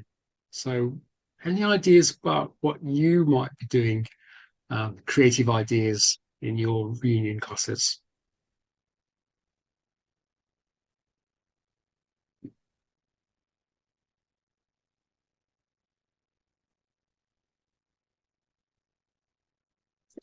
Deborah, yes. Yeah. I just want to say thank you for all these wonderful materials. I feel a little overwhelmed, like drinking from a fire hose a bit. I'm really happy to receive them now so that I have time to noodle over all this. And maybe my biggest, it's great material. I love the themes. How I weave it into the worships, the evening worships that we do at reunion is just something I need to think, how do I do that artfully, spiritually? So I don't have, sorry, any new ideas for you right now because you gave me so many. I'm trying to absorb it all. And I just want to say, thank you. 1 year we actually did measure the food waste in buckets, and it was, well, we all know it's pathetic, but it should be eye-opening for the kids, I hope. Yeah, true. And Deborah, the use of spiritual practices around the sacredness of creation is a great way to begin thinking about worships. Yeah, Janae.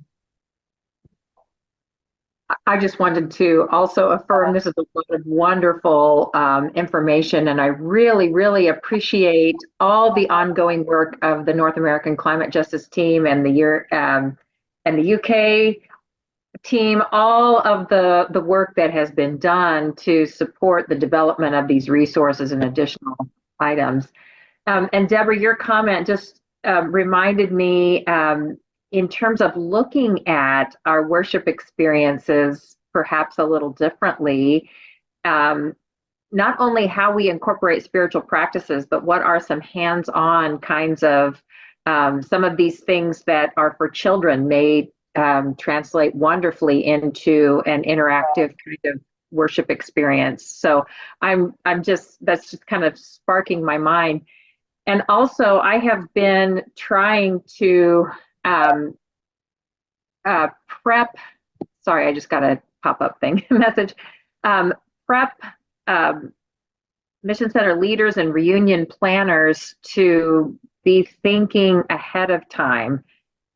Things like to make sure we are not using styrofoam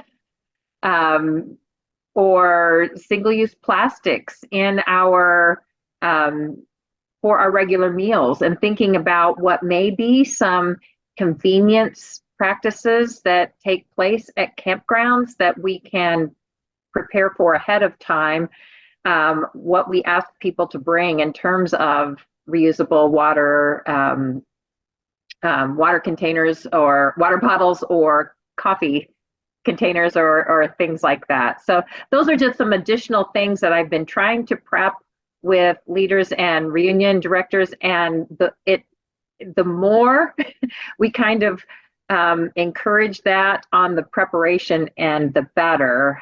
So people are kind of in a different mindset coming into the reunion experience. But all of that is to say, my primary comment is thank you. Well, I just want to mention that Deborah and her team last summer did a marvelous hands-on event where we all went out into nature. We grabbed some sort of an item. I think it was 6 to 8 of the same item, and then we brought it back to, wasn't that at your reunion, Deborah? Or am I getting them mixed up? And we created a mandala. How do you pronounce that? Mandala? Okay. With all of these items on tables to make this wonderful, wonderful nature symbol of unity and joy.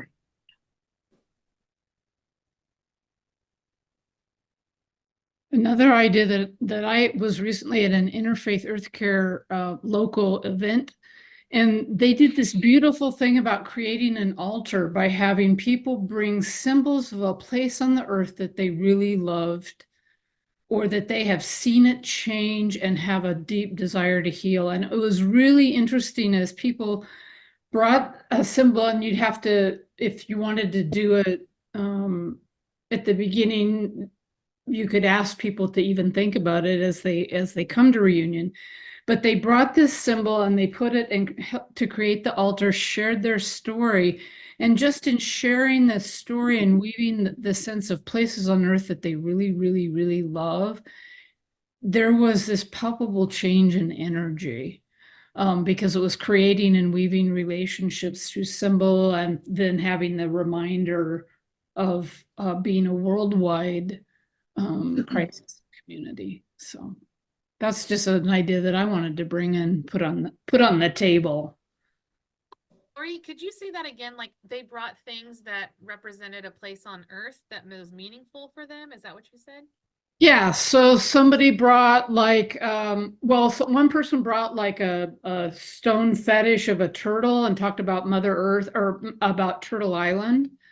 One person brought something. So this is very interesting. This tells me that they think I'm speaking French. So can you understand me? So a person brought something from a deep sea dive that they had done. Somebody talked about, different, their childhood campground, maybe it's another reunion campground. Just bringing an object that symbolizes and allowed them to tell the story about a place on earth that they loved, or a place on earth they were concerned about and wanted to bring healing to. So just another idea. But no, my idea. Here's another really simple idea, which I've been working really hard at the last couple of years, and that's getting out of our sanctuary up at our campground and out having our worships are outdoors, and using creation and nature as the backdrop and the tactile experiential. It can be challenging. Our reunion has close to 200 people, so sound and sound system and voices becomes challenging, but I'm convinced we have to take those challenges on, and I try to rotate. Maybe one night we're inside where it's easier, and we have a lot of video opportunities this year, but maybe the next night we're outdoors having a scavenger hunt with nature items. So worshiping outside, getting, again, common theme, out of our four walls. Deborah, can you tell them about the pilgrimage around the lake? We had a luminary lake walk one year, and I'm not sure how environmentally wonderful this is, but we put paper bags with sand in them and LED lights. And it took me all day to put 200 of them around our little 1 mile walk around our lake. And we walked around the lake, and as you walked, there might be a musician, or there might be someone reading a scripture, or there might be someone doing a yoga pose to the sun, or it was quite lovely.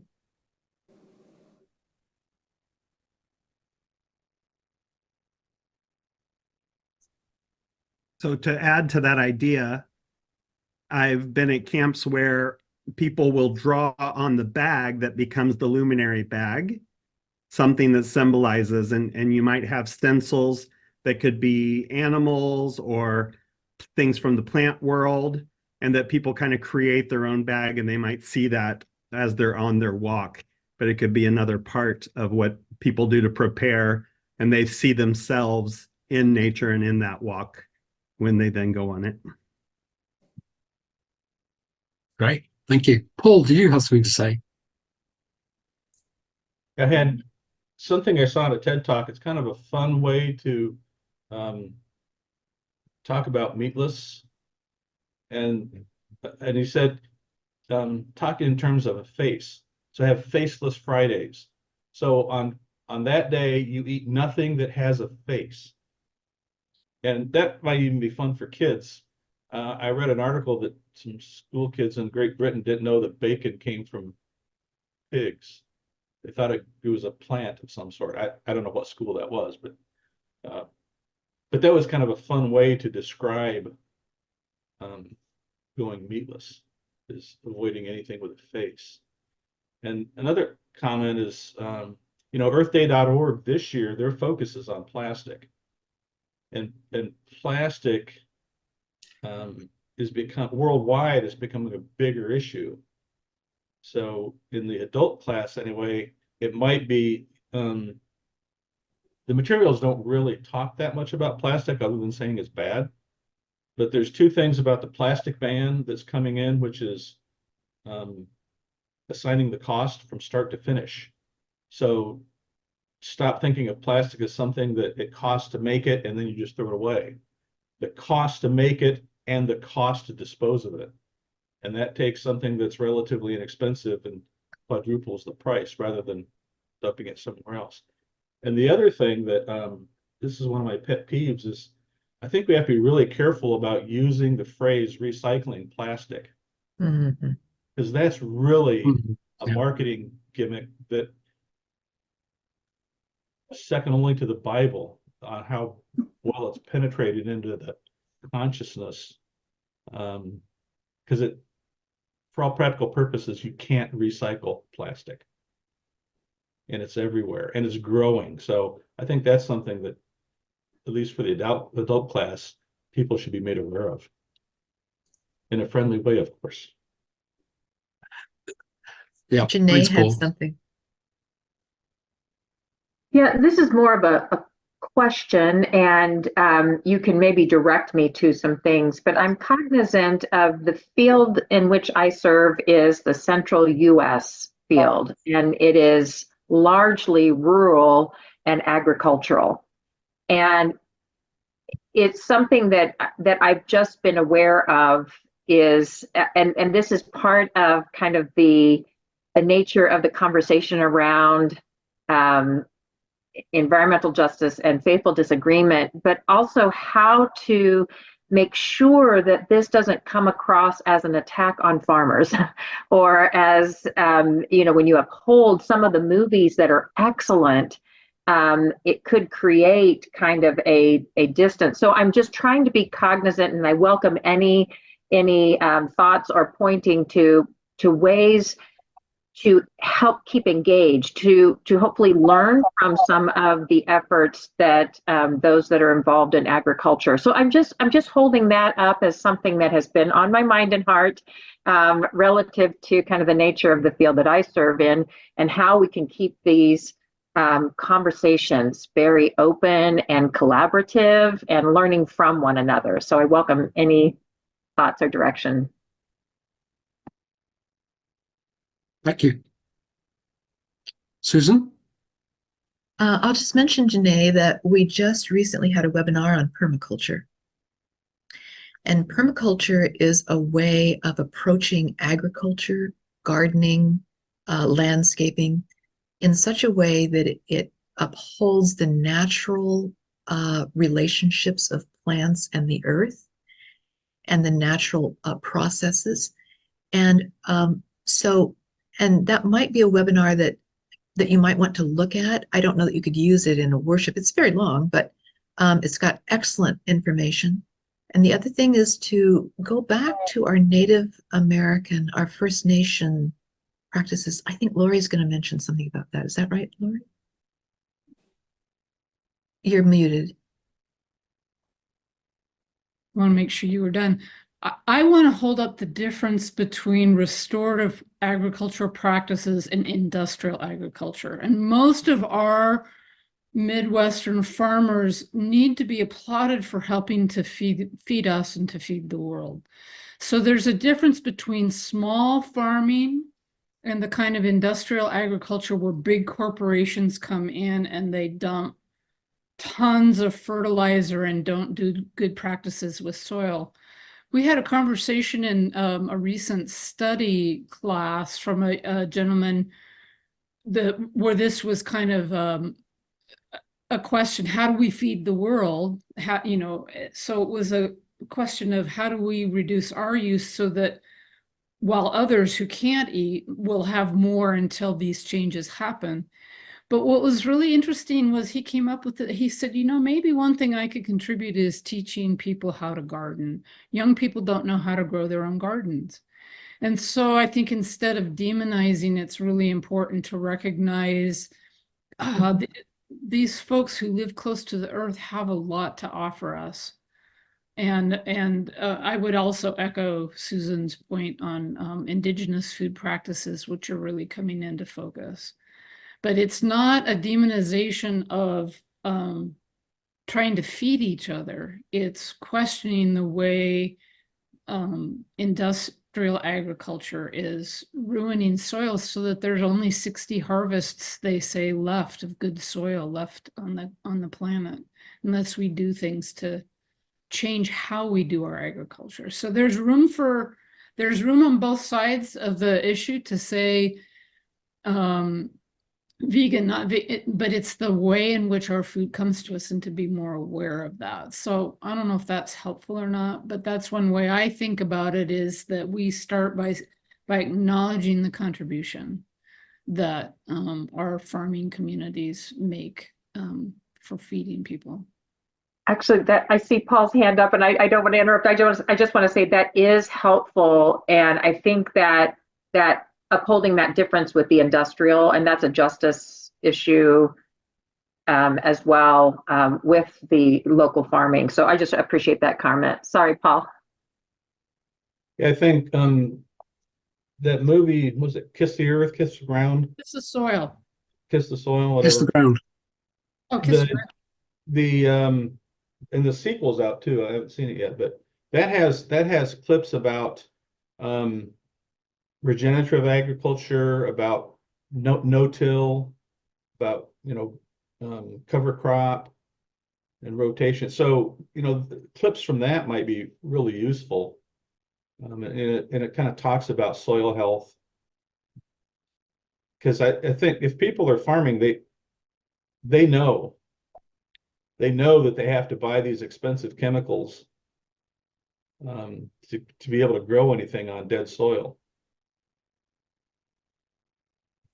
I wanted to also point out, and I just put in the chat, and I apologize because this document is still missing a link, which I just let our communications team know about, to an environmental campground audit that the Order of Bishops put together, which is a wonderful resource for campgrounds that are getting ready to host reunion experiences on this topic, and just for our own way of living into the climate emergency resolution going forward. But also in that document is a series of ideas. Many of those were shared by members of this team. And one of the things that I just wanted to point out is, particularly on the meatless day, The meal that is recommended in that document is to do a rice and beans meal for a couple reasons. One is that it tends to accommodate lots of different dietary needs. It can be really inexpensive and simple to prepare. You can add additional, fixings like guacamole or salsa or corn tortillas so that you're accommodating gluten-free as well. But it's also a good way to be in solidarity with members and friends around the world for whom that is daily sustenance. That is a very standard meal in many cultures. And so you can make some of those connections without it feeling overly threatening. For those who are used to eating meat on a regular basis and for whom that might be deeply uncomfortable. But I think there's also another thing that I just want to hold up for us is that as we're sharing these invitations that for some of us seem very natural, for others of us feel very uncomfortable. I'm vegetarian, so I'm all good with a meatless day at a camp, but I know that I've even heard of retreats recently that have done that, and there has been some resistance or difficulty with that idea. And so in the director's guide that has ideas in it, we also encourage a pastoral approach to that day, and especially to be conscious of people have all kinds of different dietary needs and restrictions for their health. And even when we offer this day, we want to be really conscious of those for whom that would not work. And so that's just part of our compassionate, pastoral, hospitable response to everybody. Just as I hope campgrounds are also thinking about those who are meat-free on more than one day, which some are better at thinking about than others. So I think it's really a way that we offer mutual support and hospitality to each other and have an attitude of curiosity, compassion, and openness as we're seeking to explore this important topic together in diverse communities. Thank you, Katie. You put that really well. Thank you.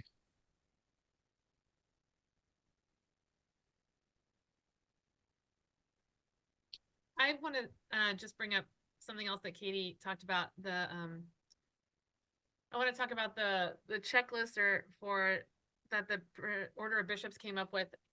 I was just so surprised last World Conference when the Order of Bishops became so animated and energized by the conference resolution that we talked about.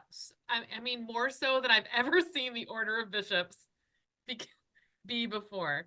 And so when we were asked to put that together, very enthusiastically, two of our bishops, Michelle McGrath and Diana Hansen, jumped on it and got it done. And I'm really, really proud of the work that they've done. And I really hope that the checklist is helpful for those at camp. It can be really difficult to walk around and look with a critical eye at the campground that you love so deeply in your heart. But I really hope that we can start taking a more critical look at our campground. So I'm really, Katie, thank you so much for mentioning it. And thank you so much to this team for bringing that up again. Thanks, Carla. And thanks to the Order of Bishops, Carla.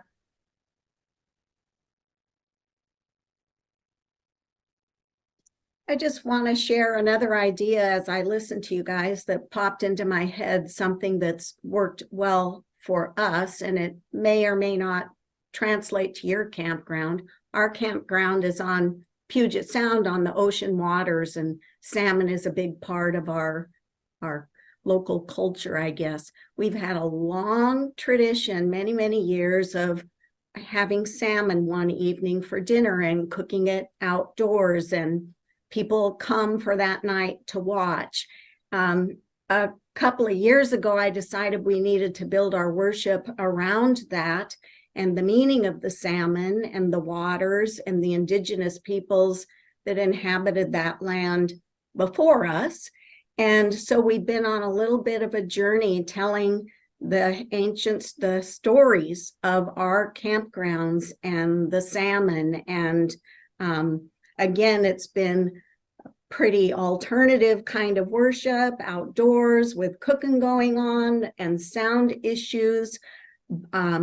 But last year we actually had someone from the Samish tribe come and tell a story and bless the salmon. And we're trying to take respectful, incremental steps in educating ourselves about the salmon and the waters and the indigenous peoples. So, maybe there's a parallel around where you're located, one of your meals that you could think about.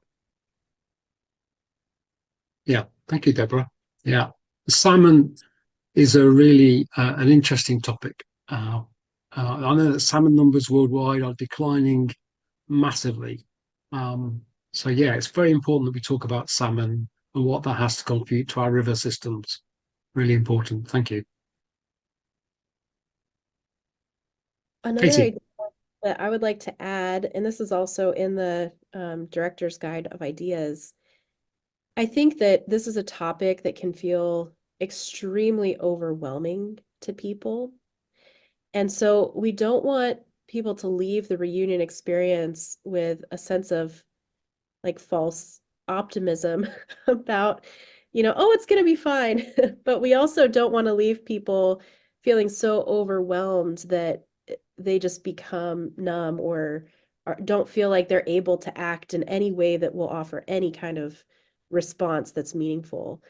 So one of the things that I would suggest is that for those who are working on classes or who are directors, might do some research initially to think of several concrete examples of climate-related issues in your local context and concrete ways that you can engage with those so that it feels like as you are leaving, you have some really tangible places to start on things that are visible to you in your local community or are becoming visible to you in your local community. I think helping people really make that link from all of these really important conversations to concrete action once they leave will be aided by our doing some research beforehand to give people some possibilities for where they might go next. And of Great the point. many Thank you. resources, Sorry. of the many resources that Susan offered, check out the Bridge of Hope poem by Susie White. It's the way that poem arrived is an amazing story in and of itself, but it's about a kind of fierce hope where we are in this together so that we can end in that hopeful space. That's one of the premier of many good resources that we would like to steer you towards. It's a really amazing poem that was given as a gift. About exactly what Katie was just saying.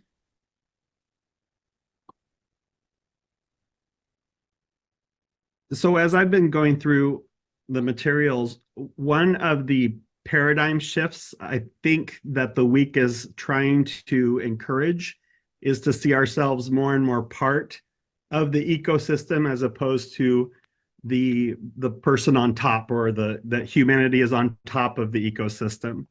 So I'm playing around and saw several things when I looked online of the idea of ego, and where you see that human on top and the animals underneath and plants under that, versus echo, where you see ecology and you see all of these things mixed in together, where humanity is just another part of all of creation.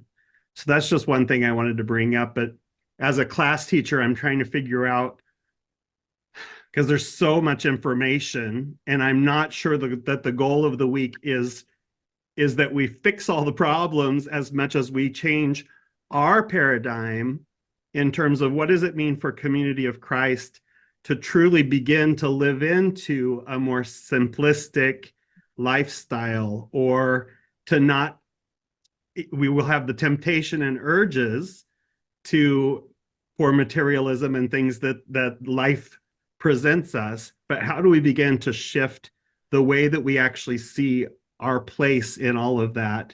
And maybe that the need will not be there, because how do we start creating experiences that replace the need for consumption or other things that we've just allowed plastic to take the place of, or our telephones or things like that.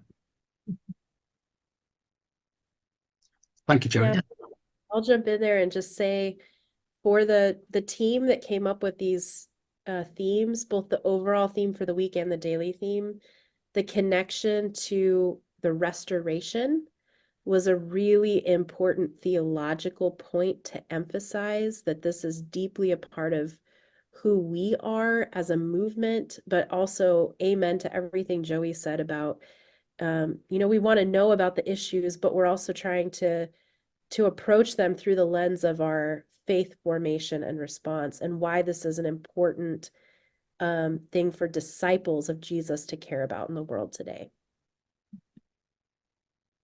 Yeah, and I like the emphasis on the circle of life and the web of life rather than the pyramid of life. And the idea that our goal is for all things to flourish, not just humans and animals, not just humans, animals, and plants, but humans, animals, plants, the earth, the cycles of nature, the cycles of the climate. We want it all to flourish and work well together.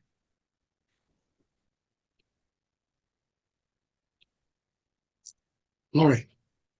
So as you encourage walking in nature, instead of walking in nature to figure out how that'll make me feel better, I'm working on trying to think through practices that will encourage us to look for how things are related, like to walk not with my ego as the center, but with that ego having created space for the other to arrive, and to see the other in the beauty and preciousness of its own life, to imagine a life that's so different than mine. So I'm thinking, how do we help each other ponder kinship? Ponder what it means to be a member of the family of all beings. And the spiritual practices of holy attention can be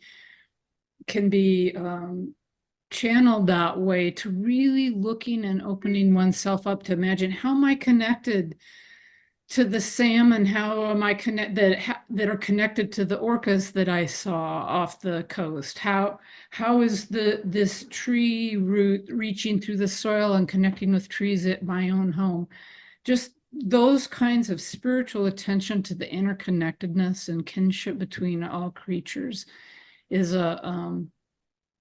something I would really love to hold up in support of what Joey and the rest of you are bringing up. Thank you.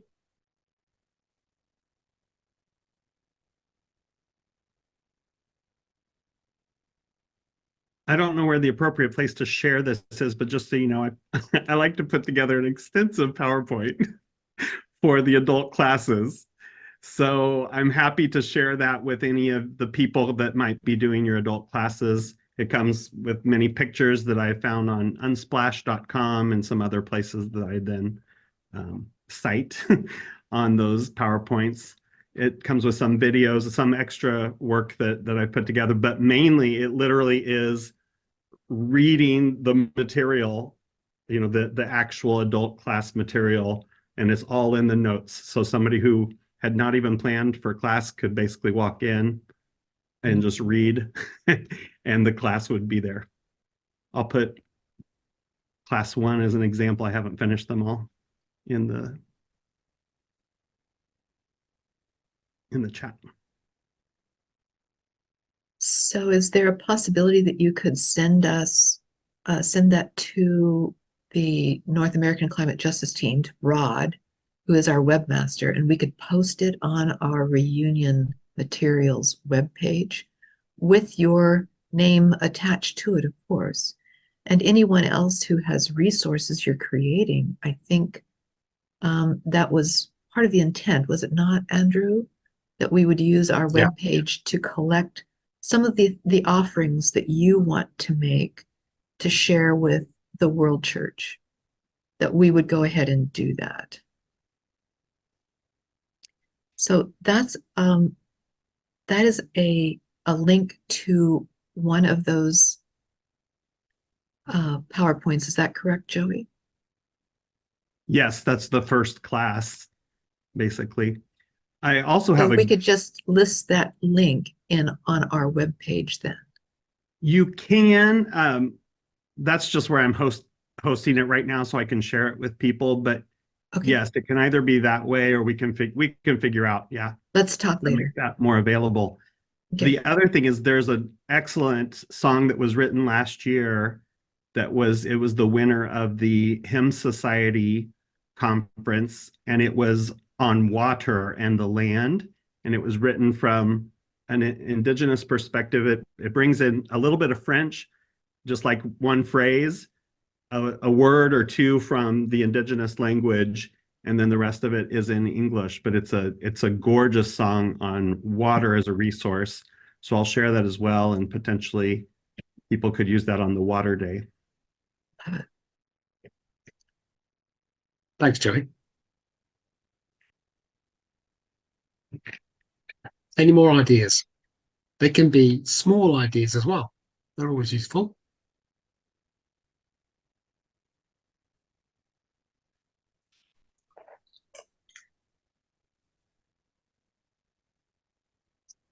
I will just mention that at this reunion where I'm going to play Mother Earth for the kids and visit the kids class, all three kids class, I'll visit 20 minutes each day in the morning. But they've also invited me to share a brief children's moment in the evening at the worship service. So I will appear as Mother Earth in the evening each of those days as well, and do something different than what we did in the morning, but I'll have the kids help me so that it's the children and I that will be presenting that in the evening. So I just thought I'd mention that for worships too. Thanks, Susan. And you'll be dressing up, won't you? Oh, I've got my costumes already. I've got long floor length cotton, a green dress for the first day, and a blue dress for the water day. And I mean, I just am having so much fun. And I'm even going to get a little bit of dye in my hair for each day, just to put a little bit of wisp of green or blue or brown, just to match my costume. I'm just having fun. Yeah. Having fun. Great. Thank you.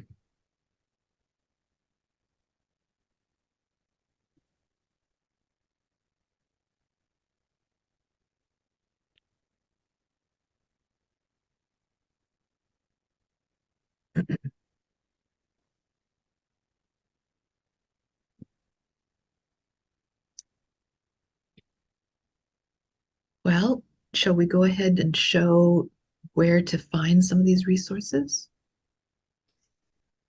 Yes, please. Okay. All right, I will share my screen. Thank you.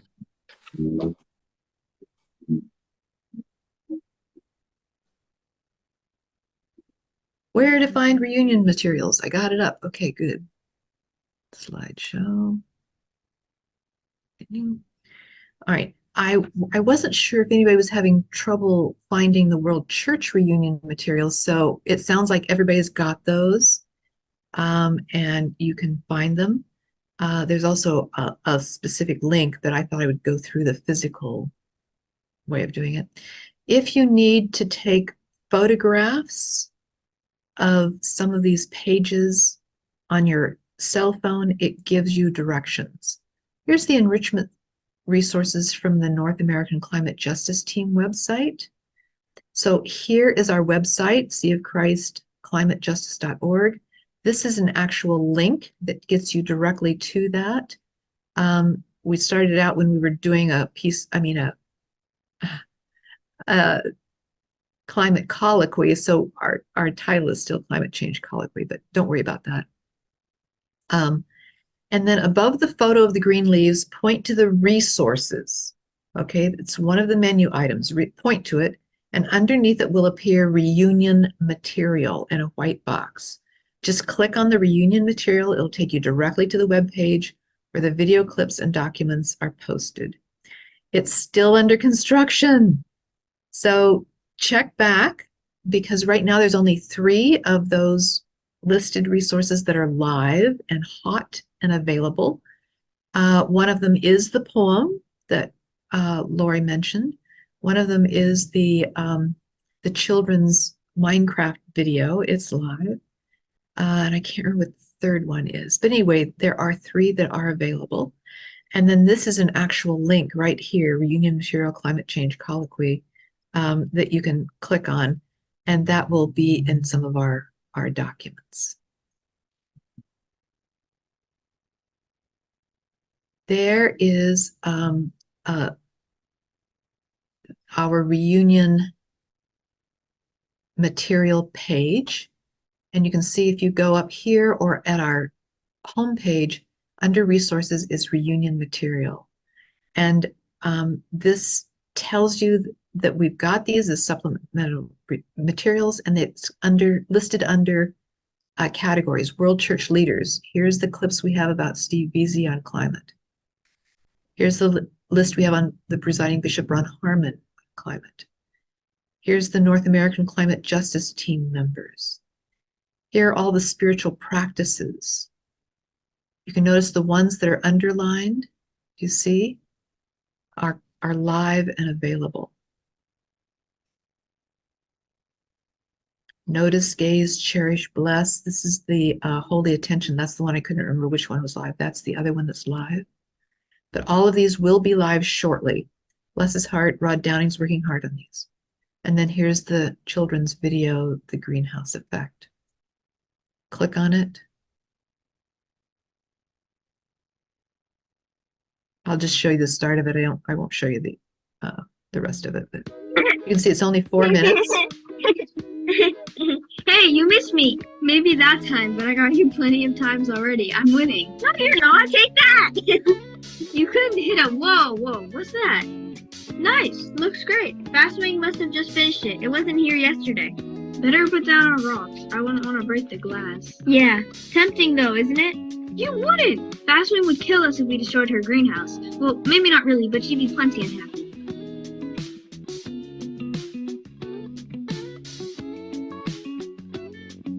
Hey, what are you doing? Just checking out your awesome greenhouse. How does it work anyways? Oh, good question. Come on, I'll show you. The sun shines through the glass, warming the ground, the water, the flowers and vegetables, even the air. The plants use the light energy to make food and release heat energy back into the air. Light energy to heat energy? Yeah, but the heat energy is a different wavelength from the sun's light energy that came in. It can't get out. The glass and air hold the heat in so the plants stay warm. And warm. Okay, well, you get the idea. I won't take the time to show the whole thing, but it goes on to explain how the greenhouse that is working here is the same as what's happening with the atmosphere around the Earth. Okay. Are there questions about the resources that we've posted? Or where to find stuff?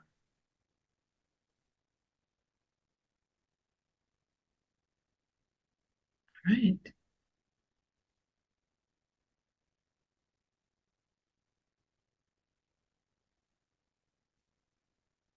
If I struggle, I know where to find you. That's true. We're in the same mission center. Thank you so much, Susan and Andrew, for these amazing resources and the rest of the team as well. This is going to be really helpful. If you do, as a last resort, let me put my, let's see. Let me put my, where's everything? Meeting group chat? Okay, I guess that's where I did. Okay, let me put my email address in the chat. And you can see that, you can pick up on that and text me if you have trouble getting resources or, finding our webpage. The other thing I might mention is that I didn't show you, but in our website, the first page includes a list, I think it's there, of all of our webinars. And in the archives, and up above is archives, the Genesis meditations that I spoke of, the series of Genesis meditations, is not on our webpage at this point. It is in our archives. And so you would go to the archives to find the Genesis meditations. I didn't make that clear, but that's the other place to go. And it's just our homepage. Okay.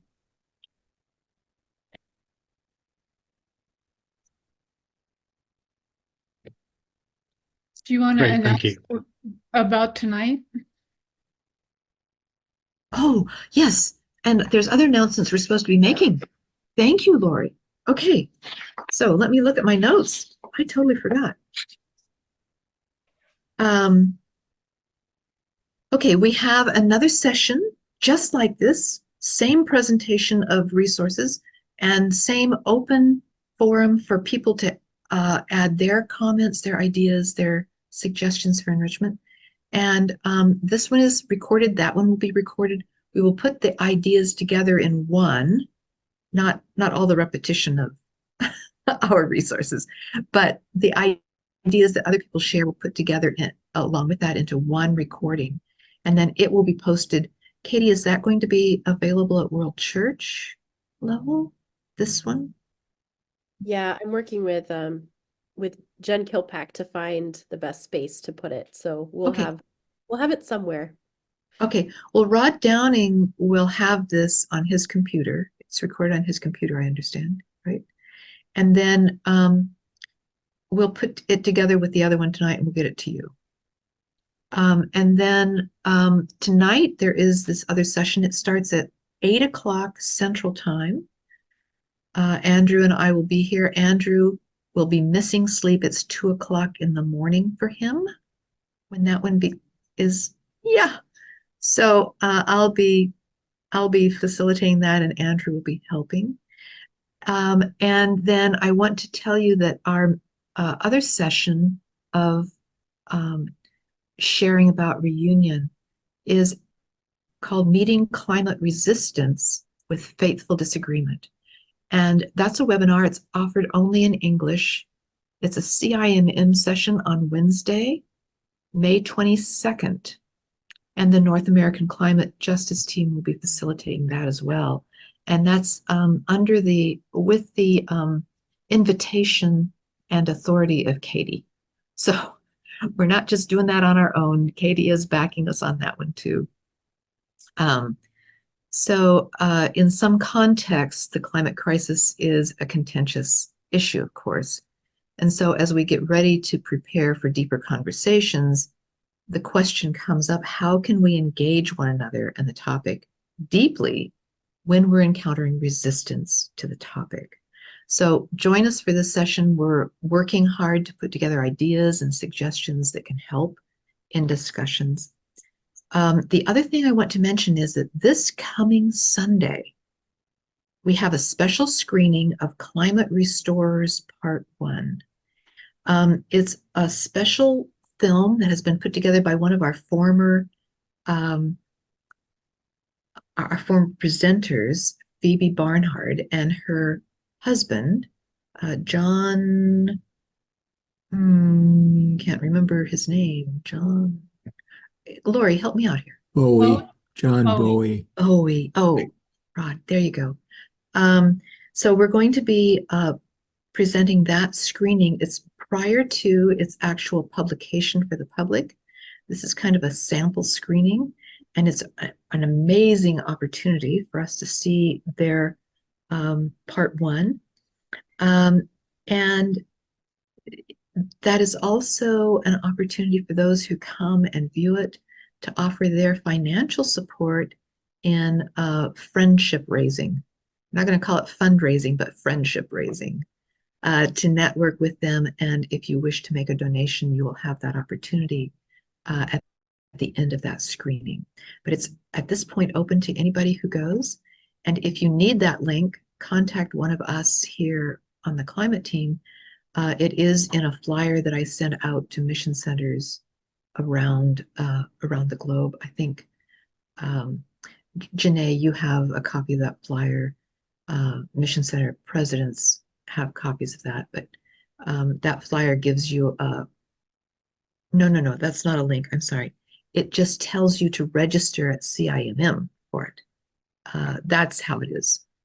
Register with CIMM to go to that one. We don't provide a link because they provide that link. Okay, are there other questions about that session? The last thing I want to hold up is a Catherine Hayhoe video that she did at BYU. It's like a TED Talk. She did it at BYU. It is amazing. It touches all the right buttons. She is not a Mormon herself, not an LDS member. She is, in fact, an evangelical. And she uses her understanding of LDS and their scriptures to relate and connect with them and connect the subject to them. She presents the very basics of climate issues in down-to-earth, manageable, usable language, a marvelous image of a swimming pool being filled with water, or is it a tub? Anyway, being filled with water, and how that is an analogy to carbon dioxide going into the atmosphere, and you've got to have a drain, and you've got to, otherwise it's overflowing, and anyway, it's really a good analogy. And then she talks about how to talk to people about the climate, and she moves into that how to talk to people as the closing part of her video. It's marvelous. So we want to hold her video, which is maybe 20 minutes. It's about 40 minutes. Oh, 40 minutes. But it's, yeah. She says, go ahead, Lori. She says, what is climate change other than a failure to love? She also connects it into all of our passion around social issues and economic issues around the world. I see a 17-minute version that may be worth checking out. Okay, and that probably has part of that and not all of it, but yeah, check it out. She's got some wonderful TED Talks and videos. Catherine Hayhoe is marvelous, and we really uphold her in her ability to help people talk about climate change, and also her presentation about what it's all about, because it's down to earth. She's a scientist, but she can talk to regular people. I think her TED Talk is the 17-minute one, if I'm not sure, but the one we're really holding up is check out the BYU, the one that was done through Brigham Young University. That's the one that, just to clarify between those two, they're both good, but to help people get a basic idea but to do it in a way that's really non-threatening. It's a Susan's holding it up. All right, did we miss anything? How could we? We gave you so much stuff.